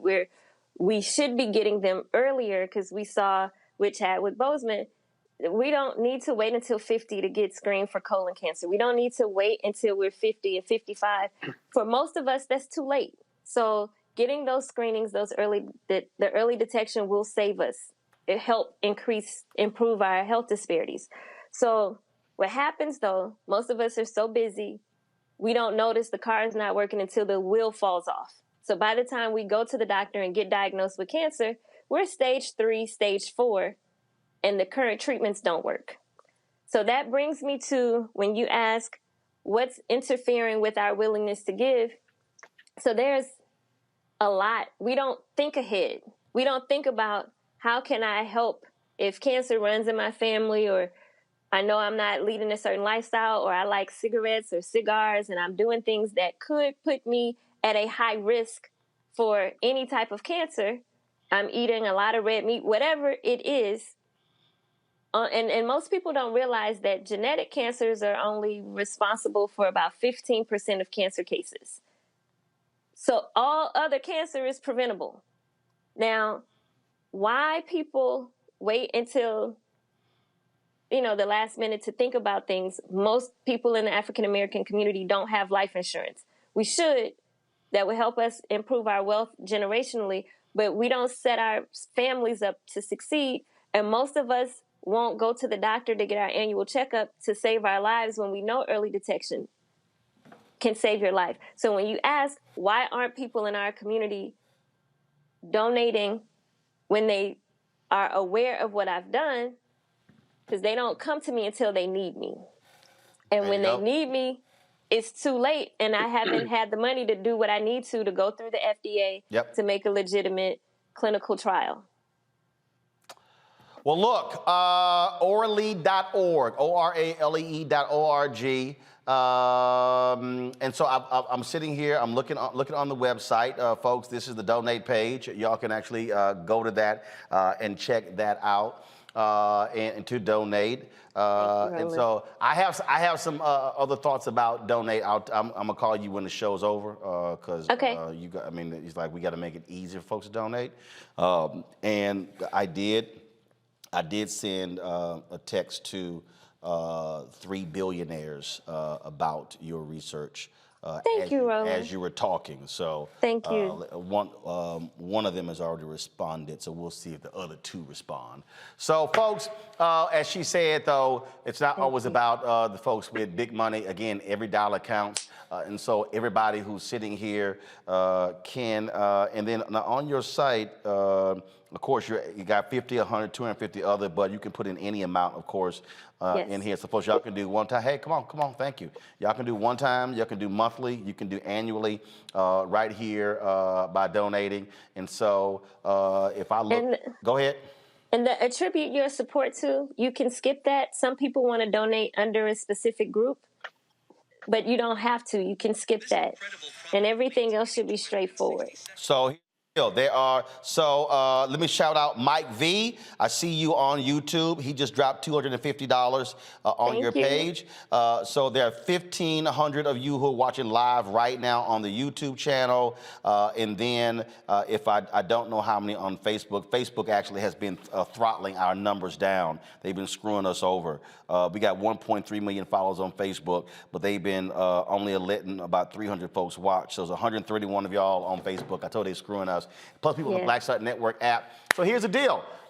Folks, if you're watching, I don't care if you give $1. I don't care if you give $1. Every dollar counts. I tell y'all that about supporting this show. Every dollar counts. So please, if you should do that. What I'm gonna do is, you know, so I'll do this here. So you know, let me just do this here. So let's see here. There are 1,500 of you are on YouTube right now, and then 130 on Facebook. There are several hundred of you who are on the Black Star Network app. And so y'all have 24 hours to give. And so what I'll do is I'll match up to 5,000 of our fan base who gives. And so, Doc, you got 24 hours. You got to tell me how many people. Thank you. So it's 8:17. So we came on by 8 o'clock. So 8 o'clock. I'm gonna hit you at 8:01 p.m. tomorrow. Okay. And I want to know how much you got. Okay. So how much you got in the last 24 hours? Okay. Okay. All right. Thank you, Roland. I appreciate it. Thanks a bunch. I appreciate it. Thank you so very much, folks. I've got Education Matters coming up next. Let me thank Mcmichael, and Kelly as well. I don't want to hold y'all over because I do want to get to this segment. I am going to take phone calls as well. I appreciate all 3 of y'all being on the show, joining the panel. Great conversation today.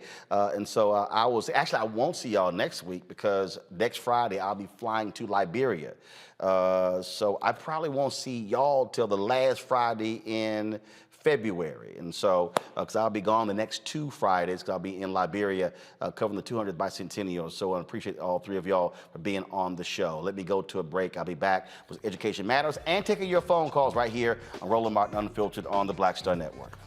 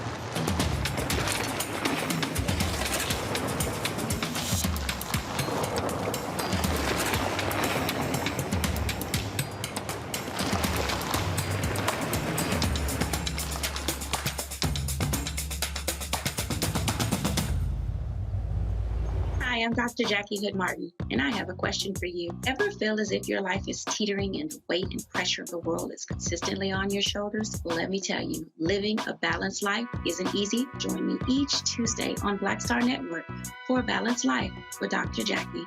We'll laugh together, cry together, pull ourselves together, and cheer each other on. So join me for new shows each Tuesday on Black Star Network, A Balanced Life with Dr. Jackie.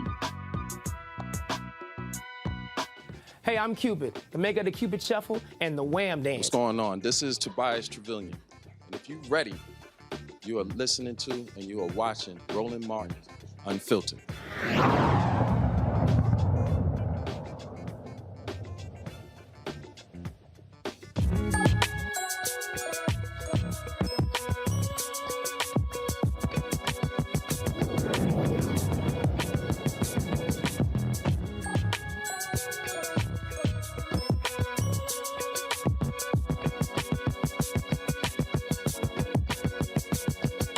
Montessori schools are an increasing option for a lot of people. Dr. Aize Sabeda is a co-founder of the Black Montessori Education Fund, and we're seeing this take place. My brother and his wife had their children in a Montessori school. Doc, how you doing? Hey, brother, I'm even more blessed to be with you. I'm rolling with Roland. Indeed, indeed. So what is it about Montessori schools? We hear that phrase, that name, Montessori schools. What the heck is a Montessori school? No, that is a great question. And, I thank God to be here to just talk a little bit about this, because one, we need to realize that within public education writ large, there's a huge problem. Our babies are suffering in traditional public education. Locally, I'm here, in the DMV, DC, Maryland, Virginia area, and I literally just saw a report talking about Baltimore High School, Patterson High School, 480 high school students were assessed on reading, and the majority of them were reading on an elementary level. In fact, 43% of them were reading on the kindergarten to second grade level. And the picture is like that also on a national level, where according to NAEP, the National Assessment of Educational Progress, is called the Nation's Report Card. It demonstrated that 8th grade Black students on average, the majority of them are reading at a below basic reading level. And so what we need is and that was a 2019 report before the pandemic. So our babies are suffering in traditional education. So we need something innovative, something new. Montessori education has been around for over 100 years. And a simple way to understand Montessori education, it's common sense education. It is a developmental learning system that follows the natural human development of the whole child. And so it particularly is focusing upon helping to improve a child's independence, improve a child's self-initiative, improve a child's high executive functioning. And it has demonstrated to produce some astounding leaders around the world. However, but wealth or lack of access has often kept Montessori education away from Black children. And so when you talk about the wholeness of the child, is it that they don't focus on memorizing, taking a test? Is that the key? So Montessori education, when I say whole child, I mean, I've been in Montessori environments. They have activities that are helping to boost their smelling ability, kinesthetic learning. They have things that focus on definitely their academic.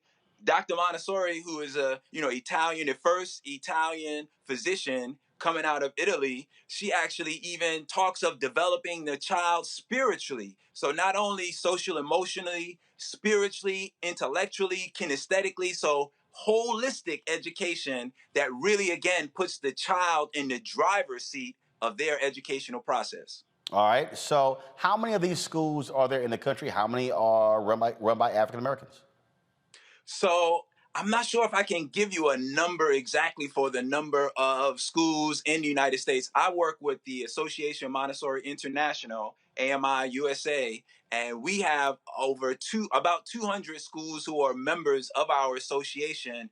But I would, dare say there are thousands of Montessori schools around the country. However, there aren't as many Black Montessori schools. And so that's what the whole effort of the Black Montessori Education Fund is, to go ahead and help to increase the number of Black adults who are Montessori teachers, to increase the number of Black Montessori schools, to increase the number of our babies who are able to be afforded this high quality, high powered, holistic educational process. And in fact, to your point, the increase in Montessori education in the public sector, there's been a huge surge. You know, here I'm in DC, there are a number of Montessori public charter schools or other public, sector Montessori schools. And so there has been a huge increase in the number of BIPOC, Black, Indigenous, people of color, Montessorian children. However, there aren't that many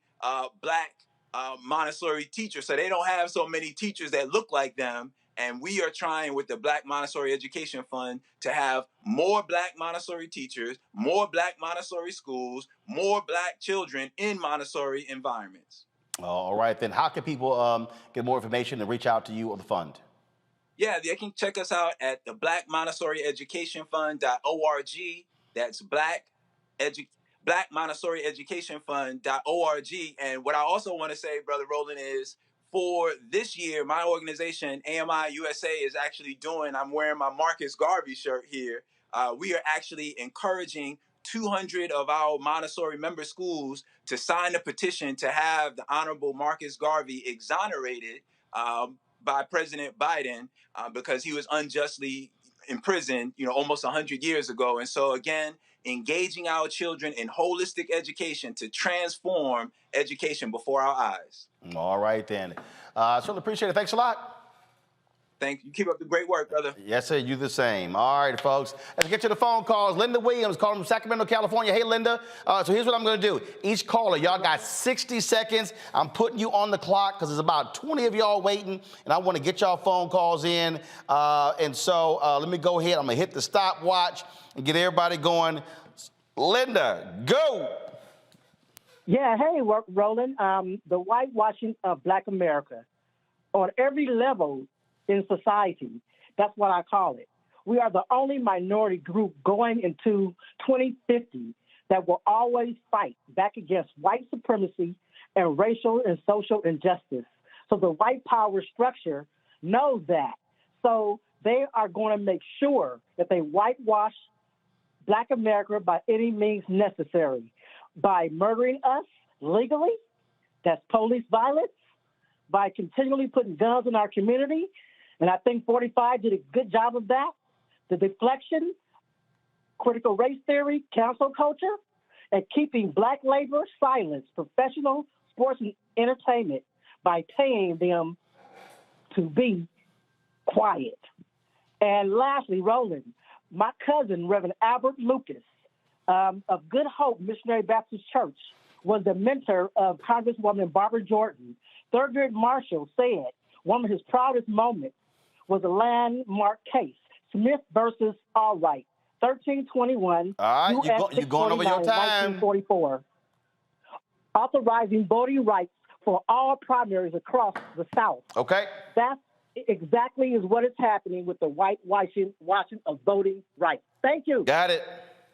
Linda, I appreciate it. Thanks a lot for calling. Linda, I appreciate it. Thanks a lot for calling in, okay? Thank you. I appreciate it. All right, my next call follow. Kevin Vaughn, Kennesaw, Georgia. All right, Kevin, I'm going to hold each one of y'all to 60 seconds. Kevin, go. Oh, thank you so much, Roland. First of all, thank you so much, man, for all you do, man. You're a brilliant brother. Your staff is awesome. I want to thank you for the education and the knowledge you've been putting out. But I want to just encourage everybody to continue to read, research, and pay attention. That comes from my pastor, Roland, so I'm excited about that, man. So thank you so much for all you do, man.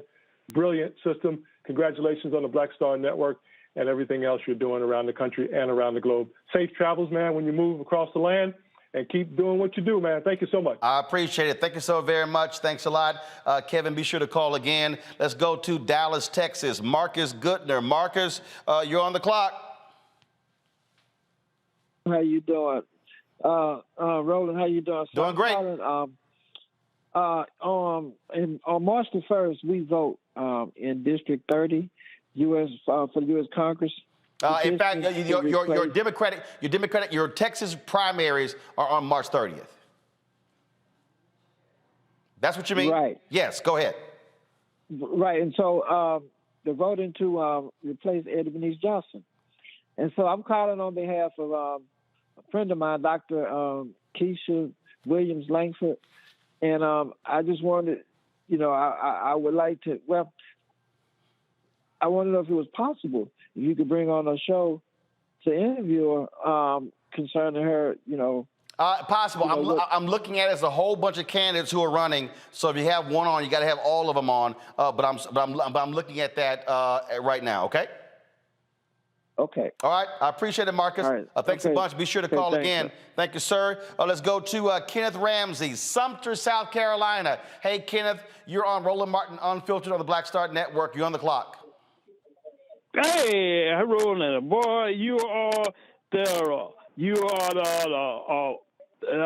awesome guy. Lord, you tell it like it is. You are the black people for the people. Lord, thank you for listen to you. You are the Martin Luther King of this time. Thank you. I appreciate it. I appreciate that. Kenneth Ramsey, thanks for your support, for being a member of the Bring the Funk fan club, and be sure to call again. Lewis Lyon, calling from Baltimore, Maryland. Lewis, you're on Roland Martin Unfiltered on the Black Star Network. You're on the clock. Go. Hi, how you doing, Uncle Ro? Doing great. Last name lame, but okay. I just wanted to sit there and say I've been a fan of yours since 2012. I wanted to get deeper into the stories, but I'm on the clock. Just wanted to sit there and say thank you for having this show. I've been a fan since then, and I'm going to continue to be a fan from here on out. And also, the social media network, melanatedpeople.net. melanatedpeople.net. Okay. All right, we'll check it out. We'll check it. Right. We'll check very much. We'll check it out. All right, Lewis, thanks a bunch, and we appreciate you being a supporter of the show. All right, be sure to call back again. Let's go to Peoria, Arizona. Peoria, Arizona. Robin Thames. Hey, Robin. Hey, Roro. How you doing? Roro, how you doing? Doing great. Good, good. Thank you for everything that you do. I love you, Roland. Appreciate it. I love you. Absolutely. And, I'm new to here to Arizona. I've lived in California, Colorado, Utah, but in the summertime, I'll have my new Arizona license. I'll be able to vote again. And I want to know how I can get rid of this lady, this cinema lady, because I don't know nothing about her, but I don't like her. Well, keep in mind, she's not up for re-election until 2024, so you got some time. The key is Mark Kelly is on the ballot in November, so you got to focus on Mark Kelly, because we got to keep Mark in. He's on the ballot in this November. Well, I'm going to get busy. I'm going to get to work because this summer I'll have my license and stuff, so renewed and everything. So. All right. Well, we look forward to you doing that, and keep it up, Robin, and hopefully we'll be in Arizona soon. Thanks a lot.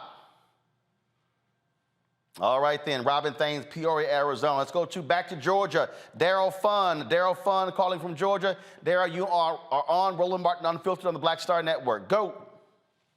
All right, I have two questions. First of all, thanks for the opportunity. Have safe travel on your way to Liberia. My first question was, since January 6th is called an insurrection, that former president can't run because of Amendment 14, Article 3 of the Constitution. So how do we pursue that? That's kind of my first question. I'm sorry, what do you mean? What do you mean? Well, Amendment 14, Article 3 says that anyone who participates in an insurrection cannot run or hold an office after that insurrection. Okay. That's what it says in the Constitution. So it was just like he can't technically run for president if he's accused of being a part of the insurrection, correct? Let's see, Amendment 14, Section 3. You said accused, but does it say accused? Does it say accused or does it say convicted? It doesn't say either. It says takes part in an insurrection. Okay. That's what it was saying. All right. I'll check it. I'll check it out and find out and ask our legal scholars. All right. And then my second question was, how do I formally submit a request for an interview for the Black Market segment of the show? You mean for a black business? Yes, for a black business. Send an email to just send an email to info@blackstarnetwork.com, or send it to info@rolandsmartin.com. Thank you very much. Okay. Have a great day, sir. I appreciate it, man. Thank you so very much. Let's go to Frank on the west side of Chicago. Frank, you're on Roland Martin Unfiltered. You are on the clock. What's up? Hi, my brother. I just want to speak to you for long, ever since VH1, but listen real quick. I just got two questions, too. We did with this soccer with Jason Van Dyke, right? Yep. And federal charges. We want to be part against him, right? Well, understand this. There's a Trumpster, okay, that's over this that can bring charges, but he's not going to bring no charges. Well, hold on, stop. When you say there's a Trumpster over it, what do you mean? A Trump appointee. He's going over our federal department. You know what I'm saying? Out of 55, he's the only one left in place, thanks to Tammy Duckworth and Dick Durbin petitioning Joe Biden not to remove him because of sensitive material. No. I'm sorry. You're speaking of the U.S. attorney that's there, correct? Right. Well, yes, so the decision to bring one second. The decision to bring charges does not rest with that U.S. attorney. That actually is reviewed and decided out of Washington, D.C. and the Department of Justice Civil Rights Division led by Kristen Clark. And was he appointed by Donald Trump? No, Kristen Clark was appointed by President Joe Biden, and she formerly was the president. She formerly was the president of the Lawyers Committee for Civil Rights under law, and often appeared on this show. Okay, Roland, they give us the wrong information here. They got us thinking that this was the only one that left in place that Donald Trump appointed, and he has ultimate authority, and he's been left in place. No, that's not. No. Okay, thank you. He might be the U.S. attorney, but the decision to pursue charges will come out of DOJ in Washington, not the U.S. attorney not the U.S. attorney there in Illinois. I'm glad I brought that up. Thank you, Roland. Thank you very much. The second question is, Roland. Yep. Is the death ceiling, raise the death ceiling, it's about do again, because we just did a stopgap. What do you think about the progressives saying how Joe Manchin played them? Whole raise the death ceiling hostage without attaching the Build Back Better and the John Lewis Act to it. Well, first of all, thanks for your call. Bottom line is this here. Joe Manchin, look, it's tied 50-50. One person can kill any bill. And unfortunately, that's the case. That's why we need people to actually go out and build on that number in November and not lose the majority. That's what's key. I'm taking three more phone calls. Again, got 60 seconds each. Viola Hedgepeth out of North Carolina. Viola, you on Roland Martin Unfiltered on the Black Star Network. Go. Hi, Roland. Thank you for all you do. Can you hear me? Yeah, go. Yes, thank you for all you do. I was calling in about the address again. And plus, I wanted to speak to your panel, but I see that it's gone. Is you going to have one day that we could call in and talk to your lawyers? Yeah, well, actually, remember, lawyers, they don't give legal advice. They can't actually do that, but you can certainly ask them legal questions. But we're actually working and producing a legal show for that purpose, okay? Okay. You asked for the address. If people want to mail in checks or money orders, it's P.O. Box 57196, Washington, D.C., 20037. P.O. Box 57196, Washington, D.C., 20037. Thank you so very much for your phone call. Sonia Little from Georgia. Sonia, you're on Roland Martin Unfiltered. You're on the clock. What's up? Hi, Roland. This is why I love and support you, because you bring on people that we can support that help the community, like Dr. Orly Smith, because once I seen her when you brought her on, I said, this is a woman that I need to support, and I will continue to support, because she keeps sending me those emails like you. I love you, man. You are doing it, and please, you make people like me want to get out there and go do the polling and go do different things. I tell you, keep doing it. I appreciate it. I appreciate it as well. Thanks for your support. Thank you so very much. And I'm sure Dr. Hadai, Nicole Green is going to appreciate it as well. Last caller for today, Gregory Ware, calling from Ellenwood, Georgia. Gregory, you're on Roland Martin Unfiltered. You're on the clock. What's up? Hey, Roland. Good to hear you. Look, I just wanted to add some food for thought. I got to cut my TV down. I'm concerned about all the police killings and all this kind of odd things that are happening. And I'm just wondering if the president or, Justice Department can intercede and maybe call an emergency act to stop the police from entering your house while they investigate the possibility. Well, that's one of the reasons why folks wanted the George Floyd Justice Act to be passed, because it dealt with police reform. I know the White House is currently working on some executive orders on that, but that's why we've got to make sure that gets passed, which means we got to look. You're there in Georgia. You're there in Georgia. Ellenwood. Okay, so we got to make sure Raphael Warnock goes back into the United States Senate. The folks who are in North Carolina, we got to put Sherry Beasley in the United States Senate. We got to put in the right person in Pennsylvania, in Wisconsin, in Ohio, in Florida. That's how we change it, and so we got to do the work. All right? Okay. I appreciate it. Okay, thanks for that. Thanks a lot. I appreciate it. All right, folks, speaking of Georgia, Gregory and Travis Mcmichael have rescinded their guilty pleas ahead of their federal court cases, which will now begin on Monday. Jury selection in the federal hate crime trial against the father and son, along with William Roddy Bryan, will start on Monday. The men were convicted on state murder charges in the killing of Ahmaud Arbery while he jogged in the South Georgia neighborhood in February 2020. And so, again, they turned down that plea bargain after the judge accepted their guilty plea, but not the actual the sentencing part. Folks, jobs data. New data shows that strong recovery in January. According to the Bureau of Labor Stats, 467,000 jobs were added last month. Restaurants and bars added more than 100,000 jobs. Ooh, the people at Fox News, y'all, they weren't happy at all. This is what they were saying before the jobs report came out, which is why they trifling. So Peter, how will the White House spin this? If it is true, as ADP, the paycheck cutter, is suggesting it could be a loss of 300,000 jobs, how is the White House going to put a happy face on that? If Past is president, and usually at the White House it is, he'll come out and he'll say this is just proof that people need to get vaccinated, and he'll say that they've still created more jobs in a year than any president ever, but that this is an extraordinary time because of COVID, and they want to just... and you know what? He'll probably also, if it goes the way that the last few of these things have gone, push for the Build Back Better plan, because they use that as a catch-all. Right. It's going to create jobs. It's going to lower inflation. That's the only way to get anything better. So, Peter, what vaccine do you get for job loss? Yeah, I think it's in the trials still. Okay, good. Yeah, Pfizer's working on it. All right, Peter, thank you. They say because it's Well, Fox was like, oh, we're going to lose 300,000. They were wrong by 767,000. Remember they said, well, they're going to try to put a good face on it? Here's Biden's good face. The country is taking everything that COVID has to throw at us, and we've come back stronger. I'm pleased to report this morning, but many of you already know, that America's job machine is going stronger than ever, fueling a strong recovery and opportunity for hardworking women and men all across this great country. America is back to work. Today, we learned that in January, our economy created 467,000 jobs. But that's not all.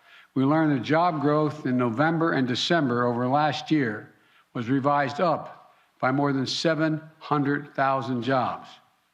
On top of that, 400,000 jobs on top of the 400,000 that were previously reported. This morning's report caps off my first year as president. And over that period, our economy created 6.6 million jobs. Boy, Fox is really upset. All right, folks, that is it for us. It's been a fantastic week. We appreciate all of you for watching. Sorry, I rarely go this long. I don't try to go past 8:30. But we had some fantastic guests. We wanted to get them in and get the phone calls in. So I appreciate that also for the staff as well. Thanks a lot. All right, so here's the deal, y'all. I'm flying to Texas tomorrow. It's cold as hell, icy in Dallas, but luckily no ice in Houston. So I'm going to H-Town to see my family. Monday, I'm going to be speaking at Grambling State University University. I'm actually going to be speaking when I'm live on the air. So I'm going to have a guest host on Monday. I'll see you guys back in the chair on Tuesday. And then we hit to Liberia on Friday. And so we got some fantastic stuff going. I'll explain more about that, of course, next week as well. I want to thank all of y'all who support the show. Don't forget, don't show the graphic. I'm just going to give the information. If y'all want to send a check or a money order, no. Give me the preview, please. I need the preview. Thank you very much. P.O. Box 57196, Washington, D.C. 20037. If you want to support us. Again, every dollar you give goes to support the show. You're seeing all of these names that are running right here. Actually, over here. It's on that side. Sorry. All the names running here, those are all of our proud contributors. Our goal is to get 20,000 of our contributors giving annually a minimum of at least $50 each.